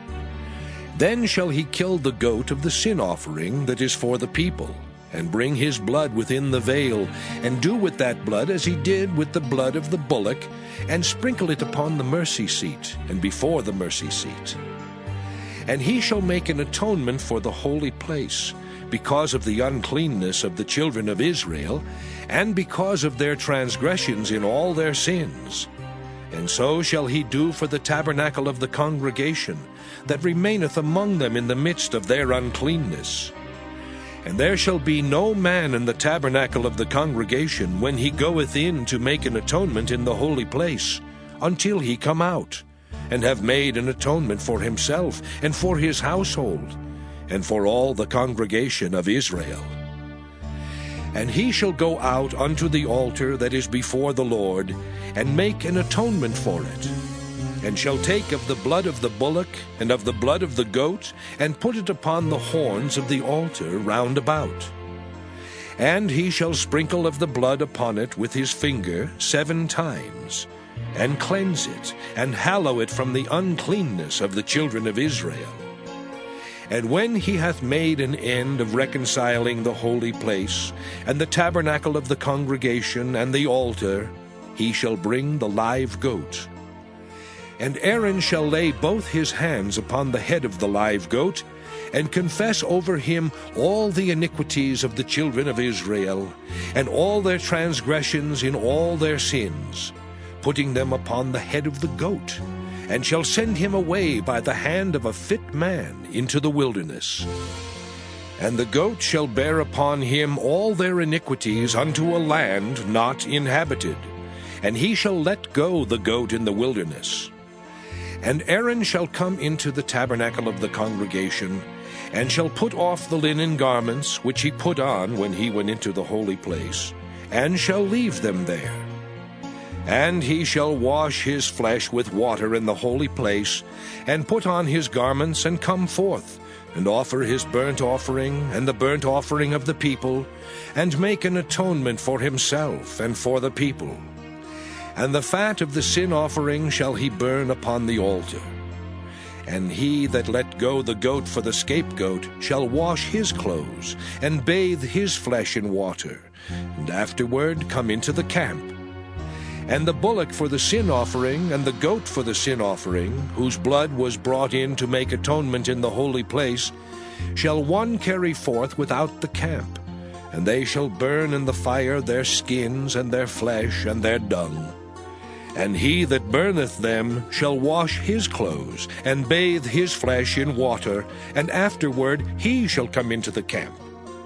And this shall be a statute forever unto you, that in the 7th month, on the 10th day of the month, ye shall afflict your souls, and do no work at all, whether it be one of your own country, or a stranger that sojourneth among you. For on that day shall the priest make an atonement for you, to cleanse you, that ye may be clean from all your sins before the Lord. It shall be a Sabbath of rest unto you, and ye shall afflict your souls by a statute forever. And the priest whom he shall anoint, and whom he shall consecrate to minister in the priest's office in his father's stead, shall make the atonement, and shall put on the linen clothes, even the holy garments. And he shall make an atonement for the holy sanctuary, and he shall make an atonement for the tabernacle of the congregation, and for the altar, and he shall make an atonement for the priests, and for all the people of the congregation. And this shall be an everlasting statute unto you, to make an atonement for the children of Israel for all their sins once a year. And he did as the Lord commanded Moses. Leviticus chapter 17. And the Lord spake unto Moses, saying, Speak unto Aaron, and unto his sons, and unto all the children of Israel, and say unto them, This is the thing which the Lord hath commanded, saying, What man soever there be of the house of Israel that killeth an ox, or lamb, or goat in the camp, or that killeth it out of the camp, and bringeth it not unto the door of the tabernacle of the congregation, to offer an offering unto the Lord before the tabernacle of the Lord, blood shall be imputed unto that man. He hath shed blood, and that man shall be cut off from among his people. To the end that the children of Israel may bring their sacrifices, which they offer in the open field, even that they may bring them unto the Lord, unto the door of the tabernacle of the congregation, unto the priest, and offer them for peace offerings unto the Lord. And the priest shall sprinkle the blood upon the altar of the Lord at the door of the tabernacle of the congregation, and burn the fat for a sweet savor unto the Lord. And they shall no more offer their sacrifices unto devils, after whom they have gone a whoring. This shall be a statute forever unto them throughout their generations. And thou shalt say unto them, Whatsoever man there be of the house of Israel, or of the strangers which sojourn among you, that offereth a burnt offering or sacrifice, and bringeth it not unto the door of the tabernacle of the congregation, to offer it unto the Lord, even that man shall be cut off from among his people. And whatsoever man there be of the house of Israel, or of the strangers that sojourn among you, that eateth any manner of blood, I will even set my face against that soul that eateth blood, and will cut him off from among his people. For the life of the flesh is in the blood, and I have given it to you upon the altar to make an atonement for your souls, for it is the blood that maketh an atonement for the soul. Therefore I said unto the children of Israel, No soul of you shall eat blood, neither shall any stranger that sojourneth among you eat blood. And whatsoever man there be of the children of Israel, or of the strangers that sojourn among you, which hunteth and catcheth any beast or fowl that may be eaten, he shall even pour out the blood thereof, and cover it with dust. For it is the life of all flesh. The blood of it is for the life thereof. Therefore I said unto the children of Israel, Ye shall eat the blood of no manner of flesh, for the life of all flesh is the blood thereof. Whosoever eateth it shall be cut off.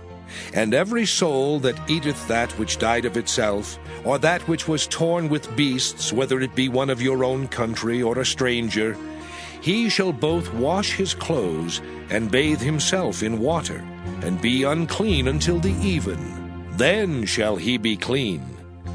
But if he wash them not, nor bathe his flesh, then he shall bear his iniquity. Leviticus chapter 18. And the Lord spake unto Moses, saying, Speak unto the children of Israel, and say unto them, I am the Lord your God. After the doings of the land of Egypt wherein ye dwelt, shall ye not do. And after the doings of the land of Canaan, whither I bring you, shall ye not do. Neither shall ye walk in their ordinances. Ye shall do my judgments, and keep mine ordinances, to walk therein. I am the Lord your God. Ye shall therefore keep my statutes and my judgments, which if a man do, he shall live in them. I am the Lord. None of you shall approach to any that is near of kin to him, to uncover their nakedness. I am the Lord. The nakedness of thy father, or the nakedness of thy mother, shalt thou not uncover. She is thy mother. Thou shalt not uncover her nakedness. The nakedness of thy father's wife shalt thou not uncover. It is thy father's nakedness. The nakedness of thy sister, the daughter of thy father, or daughter of thy mother, whether she be born at home or born abroad, even their nakedness thou shalt not uncover. The nakedness of thy son's daughter, or of thy daughter's daughter, even their nakedness thou shalt not uncover, for theirs is thine own nakedness. The nakedness of thy father's wife's daughter, begotten of thy father, she is thy sister. Thou shalt not uncover her nakedness. Thou shalt not uncover the nakedness of thy father's sister. She is thy father's near kinswoman. Thou shalt not uncover the nakedness of thy mother's sister, for she is thy mother's near kinswoman. Thou shalt not uncover the nakedness of thy father's brother. Thou shalt not approach to his wife, she is thine aunt. Thou shalt not uncover the nakedness of thy daughter-in-law, she is thy son's wife. Thou shalt not uncover her nakedness. Thou shalt not uncover the nakedness of thy brother's wife, it is thy brother's nakedness. Thou shalt not uncover the nakedness of a woman and her daughter. Neither shalt thou take her son's daughter, or her daughter's daughter, to uncover her nakedness, for they are her near kinswomen. It is wickedness. Neither shalt thou take a wife to her sister, to vex her, to uncover her nakedness beside the other in her lifetime. Also thou shalt not approach unto a woman to uncover her nakedness, as long as she is put apart for her uncleanness. Moreover, thou shalt not lie carnally with thy neighbor's wife, to defile thyself with her. And thou shalt not let any of thy seed pass through the fire to Moloch, neither shalt thou profane the name of thy God. I am the Lord. Thou shalt not lie with mankind as with womankind. It is abomination. Neither shalt thou lie with any beast to defile thyself therewith. Neither shall any woman stand before a beast to lie down thereto. It is confusion. Defile not ye yourselves in any of these things. For in all these the nations are defiled, which I cast out before you. And the land is defiled. Therefore I do visit the iniquity thereof upon it, and the land itself vomiteth out her inhabitants. Ye shall therefore keep my statutes and my judgments, and shall not commit any of these abominations, neither any of your own nation, nor any stranger that sojourneth among you. For all these abominations have the men of the land done which were before you, and the land is defiled. That the land spew not you out also when ye defile it, as it spewed out the nations that were before you. For whosoever shall commit any of these abominations, even the souls that commit them shall be cut off from among their people. Therefore shall ye keep mine ordinance, that ye commit not any one of these abominable customs which were committed before you, and that ye defile not yourselves therein. I am the Lord your God. Leviticus chapter 19. And the Lord spake unto Moses, saying, Speak unto all the congregation of the children of Israel, and say unto them, Ye shall be holy, for I, the Lord your God, am holy. Ye shall fear every man his mother and his father, and keep my Sabbaths. I am the Lord your God. Turn ye not unto idols, nor make to yourselves molten gods. I am the Lord your God. And if ye offer a sacrifice of peace offerings unto the Lord, ye shall offer it at your own will. It shall be eaten the same day ye offer it, and on the morrow. And if aught remain until the third day, it shall be burnt in the fire. And if it be eaten at all on the third day, it is abominable. It shall not be accepted. Therefore every one that eateth it shall bear his iniquity, because he hath profaned the hallowed thing of the Lord, and that soul shall be cut off from among his people. And when ye reap the harvest of your land, thou shalt not wholly reap the corners of thy field, neither shalt thou gather the gleanings of thy harvest. And thou shalt not glean thy vineyard, neither shalt thou gather every grape of thy vineyard. Thou shalt leave them for the poor and stranger. I am the Lord your God. Ye shall not steal, neither deal falsely, neither lie one to another. And ye shall not swear by my name falsely, neither shalt thou profane the name of thy God. I am the Lord. Thou shalt not defraud thy neighbor, neither rob him. The wages of him that is hired shall not abide with thee all night until the morning. Thou shalt not curse the deaf, nor put a stumbling block before the blind, but shalt fear thy God. I am the Lord. Ye shall do no unrighteousness in judgment.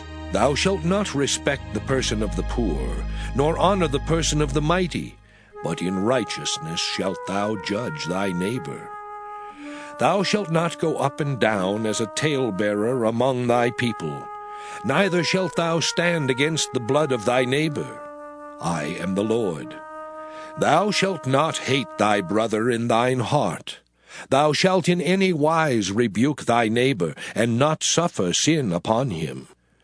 Thou shalt not avenge nor bear any grudge against the children of thy people, but thou shalt love thy neighbor as thyself. I am the Lord. Ye shall keep my statutes. Thou shalt not let thy cattle gender with a diverse kind. Thou shalt not sow thy field with mingled seed. Neither shall a garment mingled of linen and woolen come upon thee. And whosoever lieth carnally with a woman that is a bondmaid, betrothed to an husband, and not at all redeemed, nor freedom given her, she shall be scourged.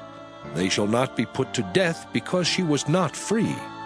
And he shall bring his trespass offering unto the Lord, unto the door of the tabernacle of the congregation, even a ram for a trespass offering. And the priest shall make an atonement for him with the ram of the trespass offering before the Lord, for his sin which he hath done. And the sin which he hath done shall be forgiven him. And when ye shall come into the land, and shall have planted all manner of trees for food, then ye shall count the fruit thereof as uncircumcised. 3 years shall it be as uncircumcised unto you, it shall not be eaten of. But in the 4th year all the fruit thereof shall be holy, to praise the Lord withal. And in the 5th year shall ye eat of the fruit thereof, that it may yield unto you the increase thereof. I am the Lord your God. Ye shall not eat anything with the blood, neither shall ye use enchantment, nor observe times. Ye shall not round the corners of your heads, neither shalt thou mar the corners of thy beard. Ye shall not make any cuttings in your flesh for the dead, nor print any marks upon you. I am the Lord. Do not prostitute thy daughter, to cause her to be a whore, lest the land fall to whoredom, and the land become full of wickedness. Ye shall keep my Sabbaths, and reverence my sanctuary. I am the Lord. Regard not them that have familiar spirits, neither seek after wizards, to be defiled by them. I am the Lord your God. Thou shalt rise up before the hoary head, and honor the face of the old man, and fear thy God. I am the Lord. And if a stranger sojourn with thee in your land, ye shall not vex him.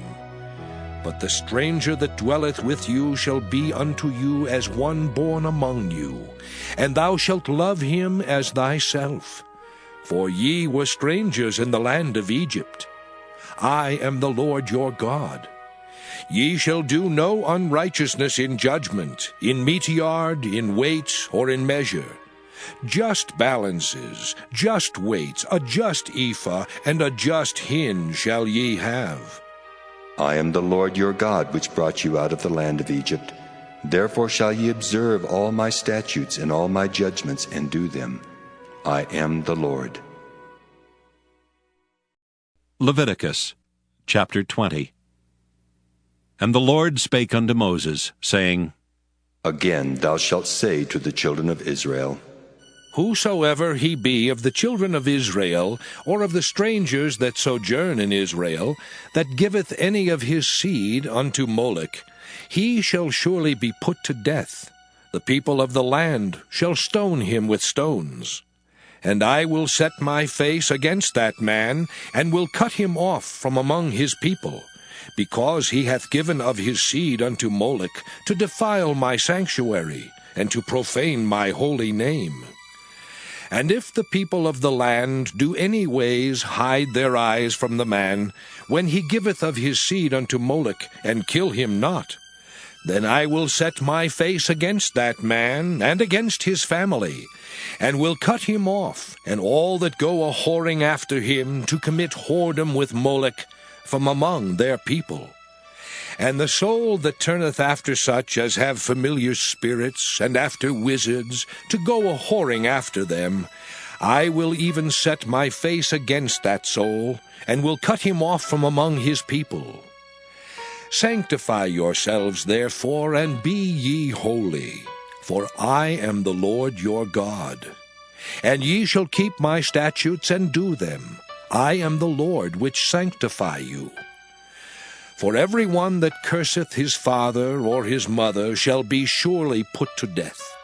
He hath cursed his father or his mother, his blood shall be upon him.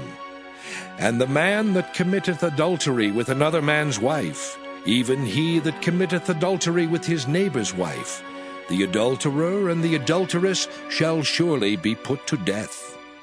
And the man that lieth with his father's wife hath uncovered his father's nakedness.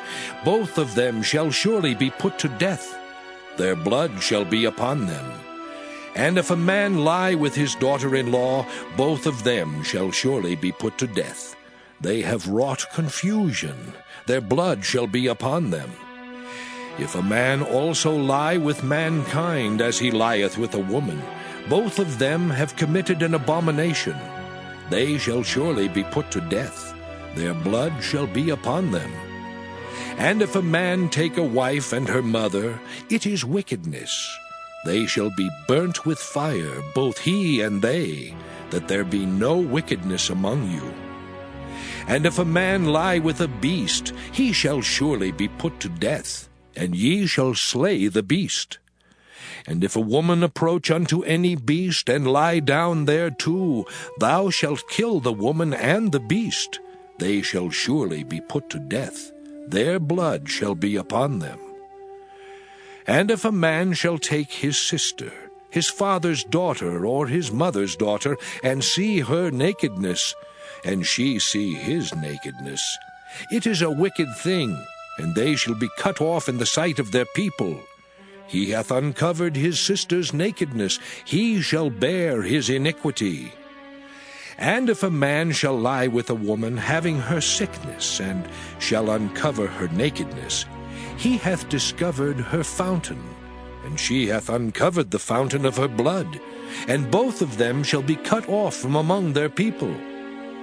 And thou shalt not uncover the nakedness of thy mother's sister, nor of thy father's sister, for he uncovereth his near kin. They shall bear their iniquity.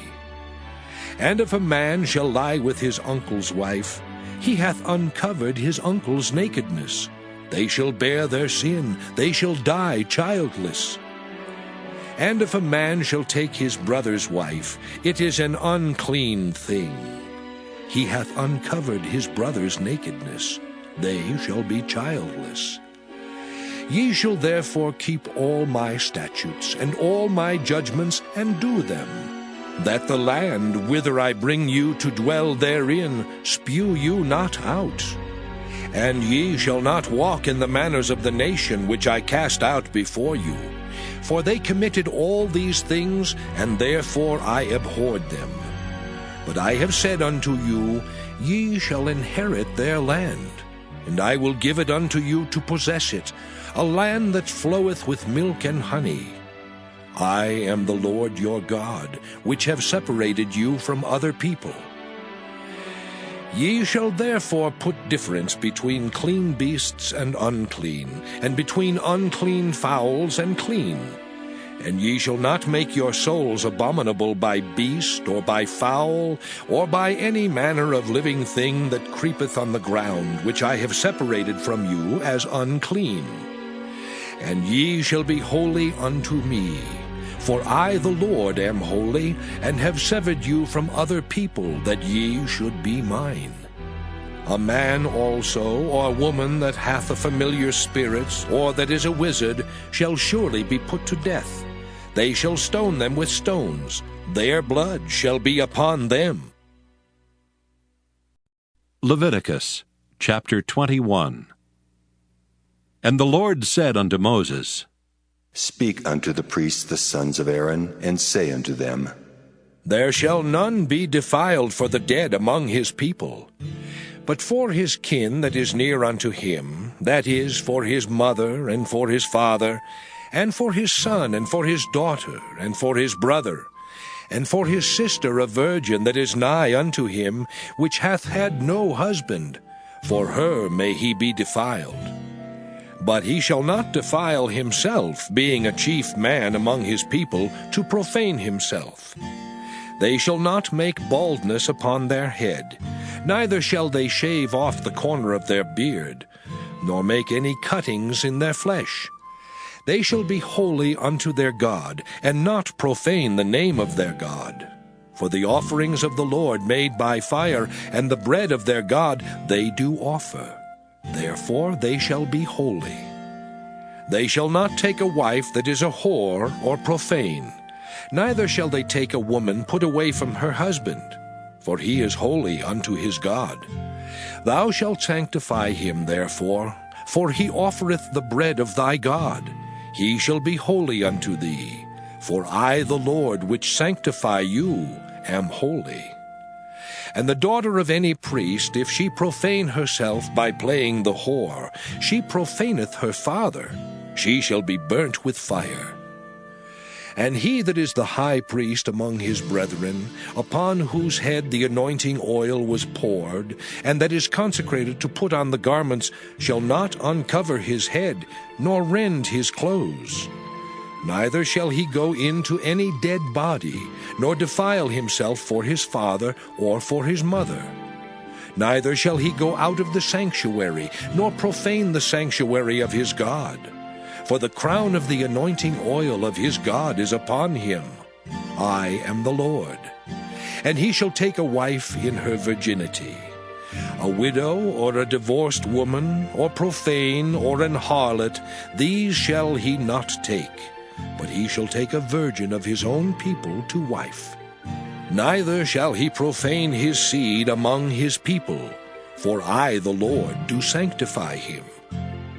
And the Lord spake unto Moses, saying, Speak unto Aaron, saying, Whosoever he be of thy seed in their generations that hath any blemish, let him not approach to offer the bread of his God. For whatsoever man he be that hath a blemish, he shall not approach, a blind man, or a lame, or he that hath a flat nose, or anything superfluous, or a man that is broken-footed, or broken-handed, or crook-backed, or a dwarf, or that hath a blemish in his eye, or be scurvy, or scabbed, or hath his stones broken. No man that hath a blemish of the seed of Aaron the priest shall come nigh to offer the offerings of the Lord made by fire.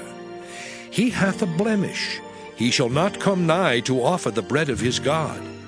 He shall eat the bread of his God, both of the most holy and of the holy. Only he shall not go in unto the veil, nor come nigh unto the altar, because he hath a blemish, that he profane not my sanctuaries. For I the Lord do sanctify them. And Moses told it unto Aaron, and to his sons, and unto all the children of Israel. Leviticus chapter 22. And the Lord spake unto Moses, saying, Speak unto Aaron and to his sons, that they separate themselves from the holy things of the children of Israel, and that they profane not my holy name in those things which they hallow unto me. I am the Lord. Say unto them, Whosoever he be of all your seed among your generations, that goeth unto the holy things, which the children of Israel hallow unto the Lord, having his uncleanness upon him, that soul shall be cut off from my presence. I am the Lord. What man soever of the seed of Aaron is a leper, or hath a running issue, he shall not eat of the holy things until he be clean. And whoso toucheth anything that is unclean by the dead, or a man whose seed goeth from him, or whosoever toucheth any creeping thing, whereby he may be made unclean, or a man of whom he may take uncleanness, whatsoever uncleanness he hath, the soul which hath touched any such shall be unclean until even, and shall not eat of the holy things, unless he wash his flesh with water. And when the sun is down, he shall be clean, and shall afterward eat of the holy things, because it is his food. That which dieth of itself, or is torn with beasts, he shall not eat to defile himself therewith. I am the Lord. They shall therefore keep mine ordinance, lest they bear sin for it, and die therefore if they profane it. I the Lord do sanctify them. There shall no stranger eat of the holy thing. A sojourner of the priest, or an hired servant, shall not eat of the holy thing. But if the priest buy any soul with his money, he shall eat of it, and he that is born in his house, they shall eat of his meat. If the priest's daughter also be married unto a stranger, she may not eat of an offering of the holy things. But if the priest's daughter be a widow or divorced, and have no child, and is returned unto her father's house as in her youth, she shall eat of her father's meat, but there shall no stranger eat thereof. And if a man eat of the holy thing unwittingly, then he shall put the 5th part thereof unto it, and shall give it unto the priest with the holy thing. And they shall not profane the holy things of the children of Israel, which they offer unto the Lord, or suffer them to bear the iniquity of trespass, when they eat their holy things. For I, the Lord, do sanctify them. And the Lord spake unto Moses, saying, Speak unto Aaron, and to his sons, and unto all the children of Israel, and say unto them, Whatsoever he be of the house of Israel, or of the strangers in Israel, that will offer his oblation for all his vows, and for all his freewill offerings, which they will offer unto the Lord for a burnt offering, ye shall offer at your own will a male without blemish, of the beeves, of the sheep, or of the goats. But whatsoever hath a blemish, that shall ye not offer, for it shall not be acceptable for you. And whosoever offereth a sacrifice of peace offerings unto the Lord to accomplish his vow, or a free will offering in beeves or sheep, it shall be perfect to be accepted. There shall be no blemish therein. Blind, or broken, or maimed, or having a wen, or scurvy, or scabbed, ye shall not offer these unto the Lord, nor make an offering by fire of them upon the altar unto the Lord. Either a bullock or a lamb that hath anything superfluous or lacking in his parts, that mayest thou offer for a free will offering, but for a vow it shall not be accepted. Ye shall not offer unto the Lord that which is bruised, or crushed, or broken, or cut. Neither shall ye make any offering thereof in your land. Neither from a stranger's hand shall ye offer the bread of your God of any of these, because their corruption is in them, and blemishes be in them, they shall not be accepted for you. And the Lord spake unto Moses, saying, When a bullock, or a sheep, or a goat is brought forth, then it shall be 7 days under the dam, and from the 8th day and thenceforth it shall be accepted for an offering made by fire unto the Lord. And whether it be cow or ewe, ye shall not kill it and her young both in 1 day. And when ye will offer a sacrifice of thanksgiving unto the Lord, offer it at your own will. On the same day it shall be eaten up. Ye shall leave none of it until the morrow. I am the Lord. Therefore shall ye keep my commandments and do them. I am the Lord. Neither shall ye profane my holy name, but I will be hallowed among the children of Israel. I am the Lord which hallow you, that brought you out of the land of Egypt, to be your God. I am the Lord. Leviticus chapter 23. And the Lord spake unto Moses, saying, Speak unto the children of Israel, and say unto them, Concerning the feasts of the Lord, which ye shall proclaim to be holy convocations, even these are my feasts. 6 days shall work be done, but the 7th day is the Sabbath of rest, and holy convocation. Ye shall do no work therein. It is the Sabbath of the Lord in all your dwellings. These are the feasts of the Lord, even holy convocations, which ye shall proclaim in their seasons. In the 14th day of the 1st month at even is the Lord's Passover. And on the 15th day of the same month is the feast of unleavened bread unto the Lord. 7 days ye must eat unleavened bread. In the 1st day ye shall have an holy convocation. Ye shall do no servile work therein. But ye shall offer an offering made by fire unto the Lord 7 days.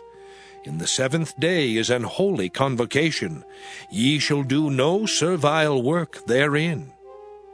And the Lord spake unto Moses, saying, Speak unto the children of Israel, and say unto them, When ye be come into the land which I give unto you, and shall reap the harvest thereof, then ye shall bring a sheaf of the first fruits of your harvest unto the priest. And he shall wave the sheaf before the Lord, to be accepted for you. On the morrow after the Sabbath the priest shall wave it. And ye shall offer that day when ye wave the sheaf an he-lamb without blemish of the first year for a burnt offering unto the Lord. And the meat offering thereof shall be 2/10 deals of fine flour mingled with oil, an offering made by fire unto the Lord for a sweet savour. And the drink offering thereof shall be of wine, the 4th part of an hin. And ye shall eat neither bread, nor parched corn, nor green ears, until the selfsame day that ye have brought an offering unto your God. It shall be a statute forever throughout your generations in all your dwellings. And ye shall count unto you from the morrow after the Sabbath, from the day that ye brought the sheaf of the wave offering, 7 Sabbaths shall be complete. Even unto the morrow after the 7th Sabbath shall ye number 50 days. And ye shall offer a new meat offering unto the Lord.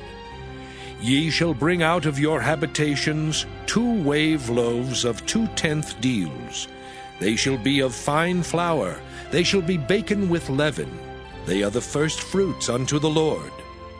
And ye shall offer with the bread 7 lambs without blemish of the first year, and 1 young bullock, and 2 rams. They shall be for a burnt offering unto the Lord, with their meat offering and their drink offerings, even an offering made by fire, of sweet savour unto the Lord. Then ye shall sacrifice 1 kid of the goats for a sin offering, and 2 lambs of the first year for a sacrifice of peace offerings. And the priest shall wave them with the bread of the first fruits for a wave offering before the Lord, with the 2 lambs. They shall be holy to the Lord for the priest.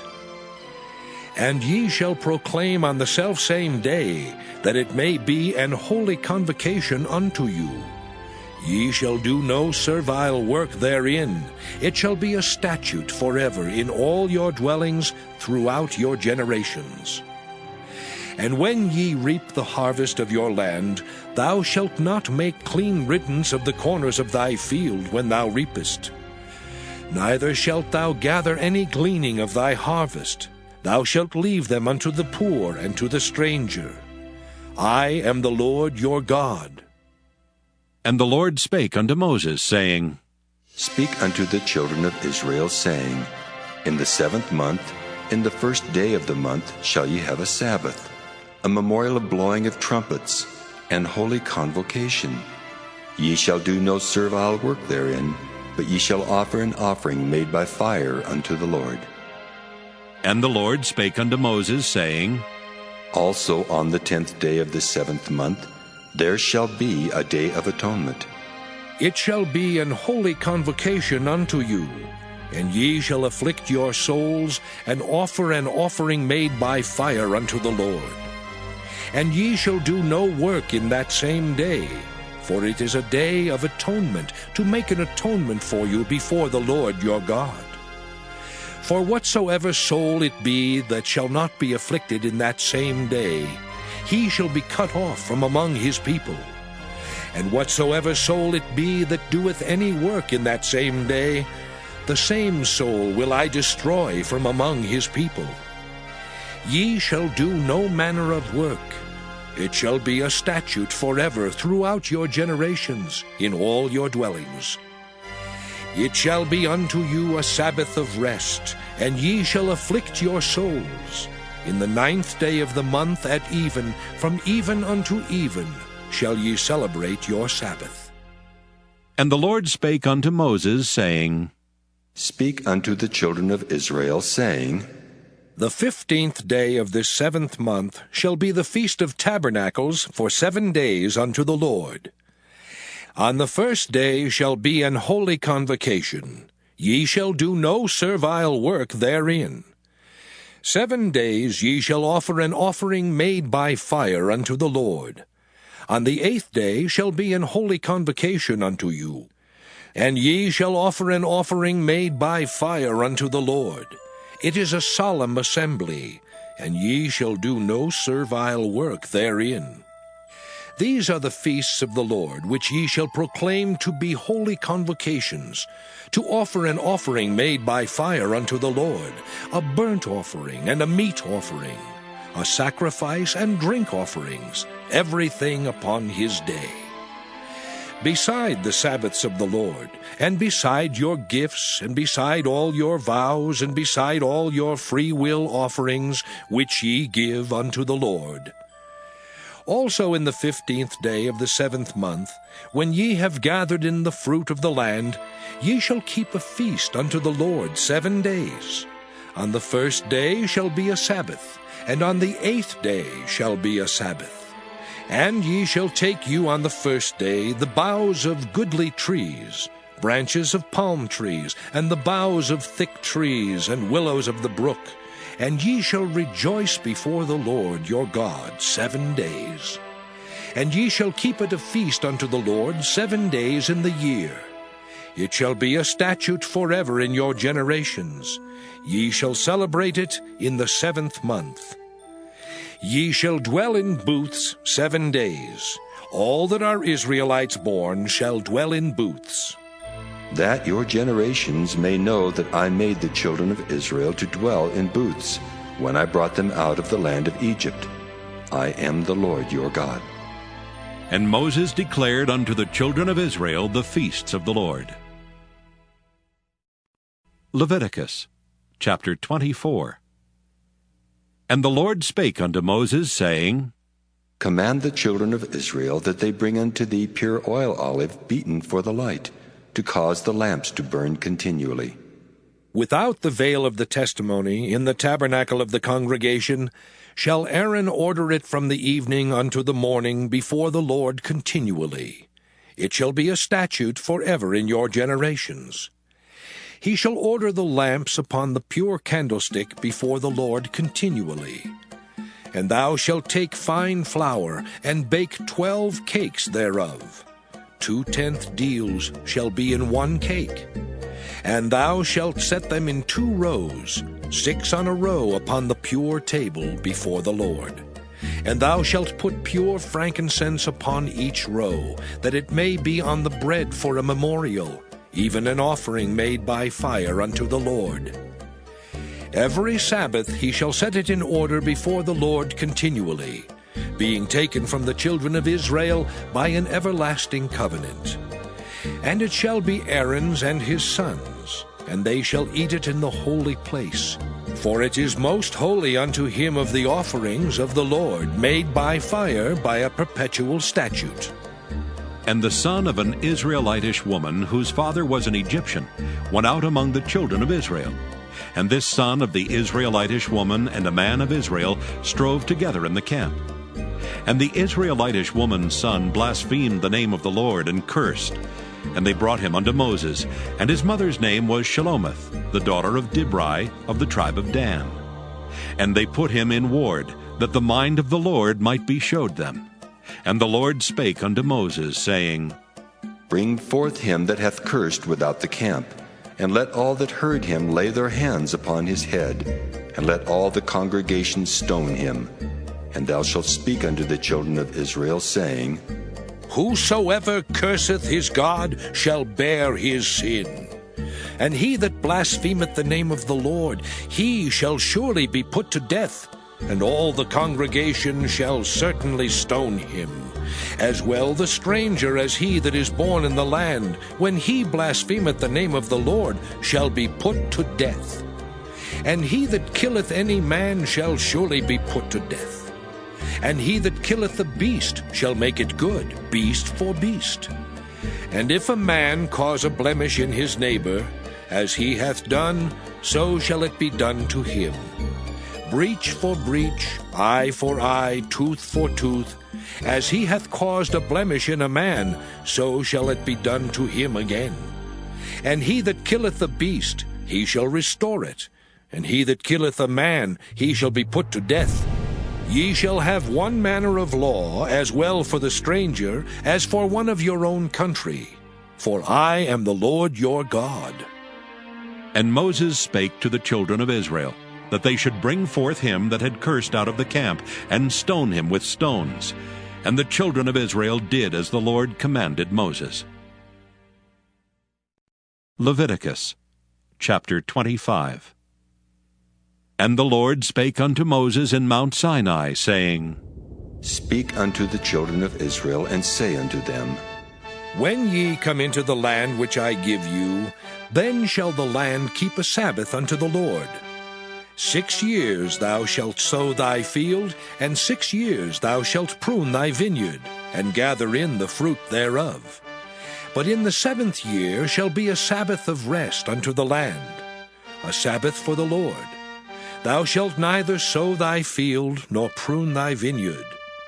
That which groweth of its own accord of thy harvest thou shalt not reap, neither gather the grapes of thy vine undressed, for it is a year of rest unto the land.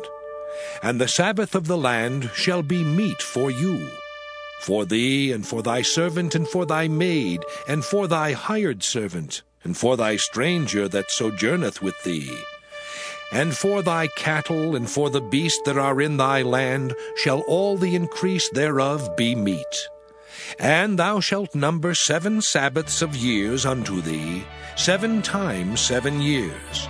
And the space of the 7 Sabbaths of years shall be unto thee 49 years.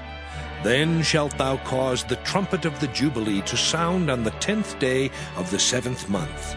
In the day of atonement shall ye make the trumpet sound throughout all your land.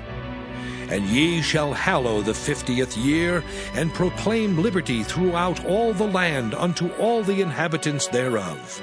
It shall be a jubilee unto you. And ye shall return every man unto his possession, and ye shall return every man unto his family. A jubilee shall that 50th year be unto you.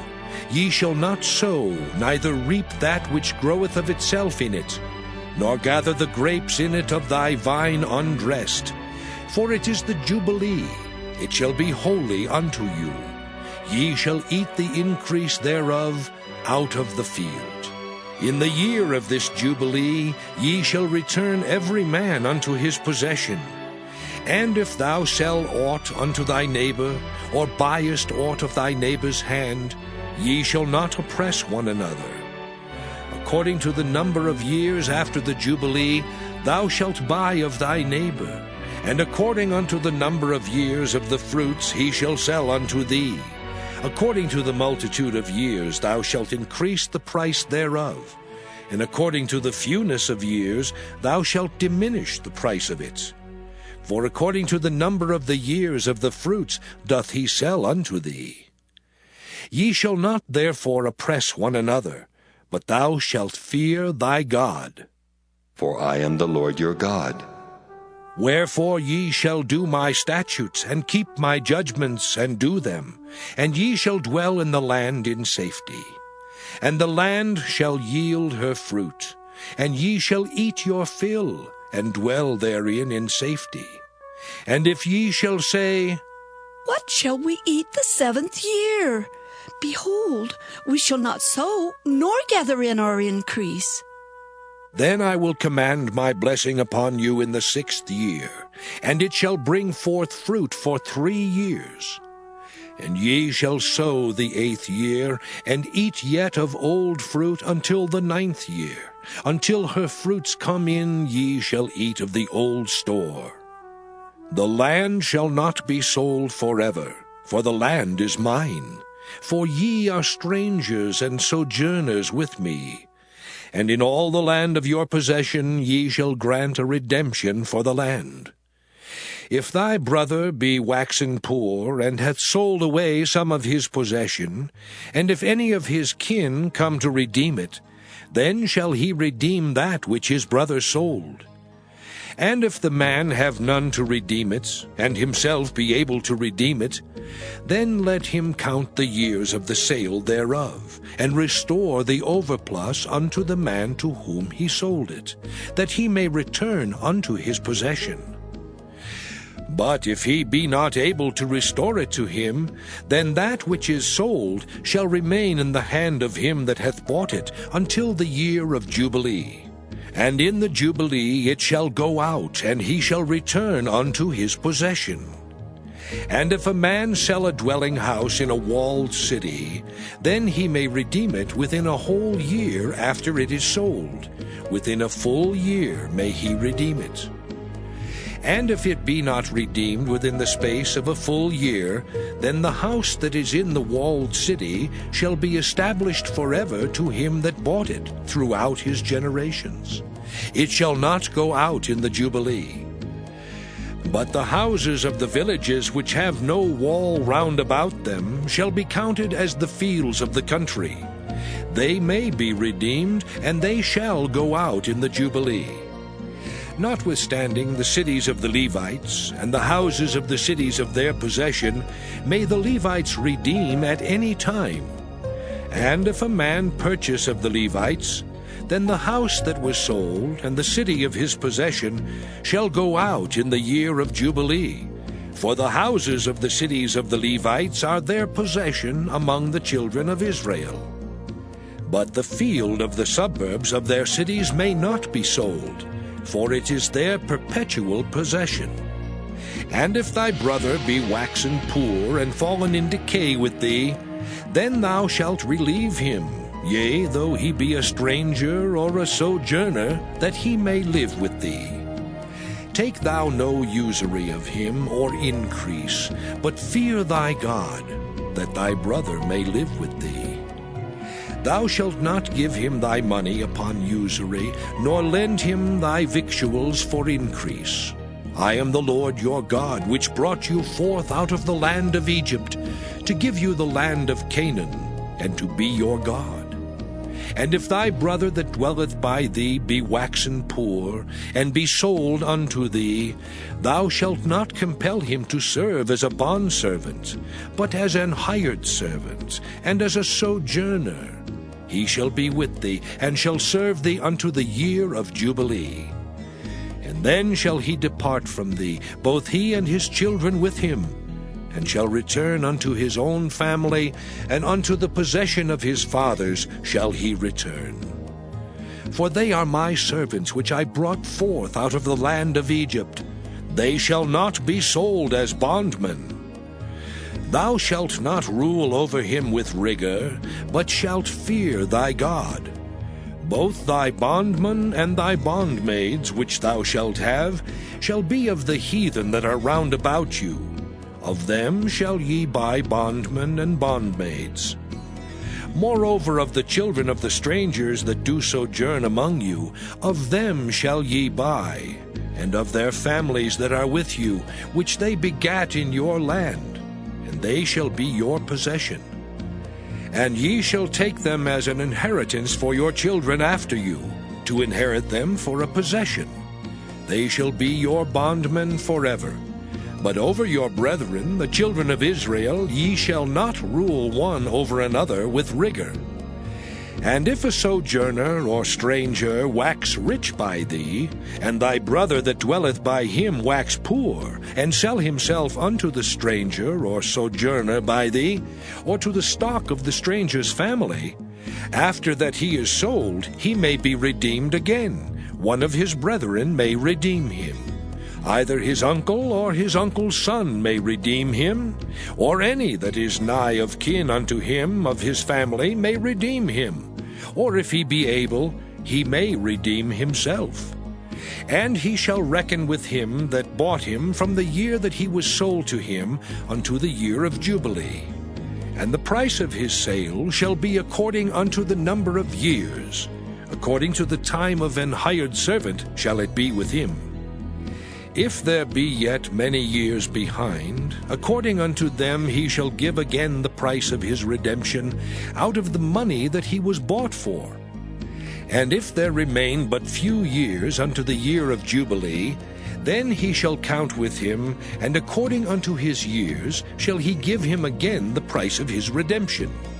And as a yearly hired servant shall he be with him, and the other shall not rule with rigor over him in thy sight. And if he be not redeemed in these years, then he shall go out in the year of Jubilee, both he and his children with him. For unto me the children of Israel are servants. They are my servants whom I brought forth out of the land of Egypt. I am the Lord your God. Leviticus chapter 26. Ye shall make you no idols nor graven image, neither rear you up a standing image, neither shall you set up any image of stone in your land to bow down unto it. For I am the Lord your God. Ye shall keep my Sabbaths, and reverence my sanctuary. I am the Lord. If ye walk in my statutes, and keep my commandments, and do them, then I will give you rain in due season, and the land shall yield her increase, and the trees of the field shall yield their fruit. And your threshing shall reach unto the vintage, and the vintage shall reach unto the sowing time, and ye shall eat your bread to the full, and dwell in your land safely. And I will give peace in the land, and ye shall lie down, and none shall make you afraid. And I will rid evil beasts out of the land, neither shall the sword go through your land. And ye shall chase your enemies, and they shall fall before you by the sword. And 5 of you shall chase 100, and 100 of you shall put 10,000 to flight. And your enemies shall fall before you by the sword. For I will have respect unto you, and make you fruitful, and multiply you, and establish my covenant with you. And ye shall eat old store, and bring forth the old because of the new. And I will set my tabernacle among you, and my soul shall not abhor you. And I will walk among you, and will be your God, and ye shall be my people. I am the Lord your God, which brought you forth out of the land of Egypt, that ye should not be their bondmen. And I have broken the bands of your yoke, and made you go upright. But if ye will not hearken unto me, and will not do all these commandments, and if ye shall despise my statutes, or if your soul abhor my judgments, so that ye will not do all my commandments, but that ye break my covenant, I also will do this unto you. I will even appoint over you terror, consumption, and the burning ague that shall consume the eyes and cause sorrow of heart. And ye shall sow your seed in vain, for your enemies shall eat it. And I will set my face against you, and ye shall be slain before your enemies. They that hate you shall reign over you, and ye shall flee when none pursueth you. And if ye will not yet for all this hearken unto me, then I will punish you 7 times more for your sins. And I will break the pride of your power, and I will make your heaven as iron, and your earth as brass. And your strength shall be spent in vain, for your land shall not yield her increase, neither shall the trees of the land yield their fruits. And if ye walk contrary unto me, and will not hearken unto me, I will bring 7 times more plagues upon you according to your sins. I will also send wild beasts among you, which shall rob you of your children, and destroy your cattle, and make you few in number, and your high ways shall be desolate. And if ye will not be reformed by me by these things, but will walk contrary unto me, then will I also walk contrary unto you, and will punish you yet 7 times for your sins. And I will bring a sword upon you, that shall avenge the quarrel of my covenant, And when ye are gathered together within your cities, I will send the pestilence among you, and ye shall be delivered into the hand of the enemy. And when I have broken the staff of your bread, 10 women shall bake your bread in one oven, and they shall deliver you your bread again by weight. And ye shall eat, and not be satisfied. And if ye will not for all this hearken unto me, but walk contrary unto me, then I will walk contrary unto you also in fury. And I, even I, will chastise you 7 times for your sins. And ye shall eat the flesh of your sons, and the flesh of your daughters shall ye eat. And I will destroy your high places, and cut down your images, and cast your carcasses upon the carcasses of your idols, and my soul shall abhor you. And I will make your cities waste, and bring your sanctuaries unto desolation. And I will not smell the savor of your sweet odors. And I will bring the land into desolation, and your enemies which dwell therein shall be astonished at it. And I will scatter you among the heathen, and will draw out a sword after you, and your land shall be desolate, and your cities waste. Then shall the land enjoy her Sabbaths, as long as it lieth desolate, and ye be in your enemy's land. Even then shall the land rest, and enjoy her Sabbaths. As long as it lieth desolate, it shall rest, because it did not rest in your Sabbaths, when ye dwelt upon it. And upon them that are left alive of you I will send a faintness into their hearts in the lands of their enemies. And the sound of a shaken leaf shall chase them, and they shall flee as fleeing from a sword, and they shall fall when none pursueth. And they shall fall one upon another, as it were before a sword, when none pursueth. And ye shall have no power to stand before your enemies. And ye shall perish among the heathen, and the land of your enemies shall eat you up. And they that are left of you shall pine away in their iniquity in your enemies' lands, and also in the iniquities of their fathers shall they pine away with them. If they shall confess their iniquity, and the iniquity of their fathers, with their trespass which they trespassed against me, and that also they have walked contrary unto me, and that I also have walked contrary unto them, and have brought them into the land of their enemies, if then their uncircumcised hearts be humbled, and they then accept of the punishment of their iniquity, then will I remember my covenant with Jacob, and also my covenant with Isaac, and also my covenant with Abraham will I remember. And I will remember the land. The land also shall be left of them, and shall enjoy her Sabbaths, while she lieth desolate without them. And they shall accept of the punishment of their iniquity, even because they despised my judgments, and because their soul abhorred my statutes. And yet for all that, when they be in the land of their enemies, I will not cast them away, neither will I abhor them, to destroy them utterly, and to break my covenant with them. For I am the Lord their God. But I will for their sakes remember the covenant of their ancestors, whom I brought forth out of the land of Egypt in the sight of the heathen, that I might be their God. I am the Lord. These are the statutes and judgments and laws which the Lord made between him and the children of Israel in Mount Sinai by the hand of Moses. Leviticus chapter 27.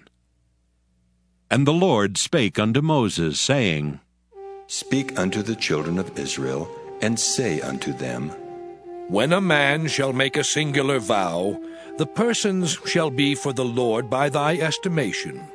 And thy estimation shall be of the male from 20 years old, even unto 60 years old.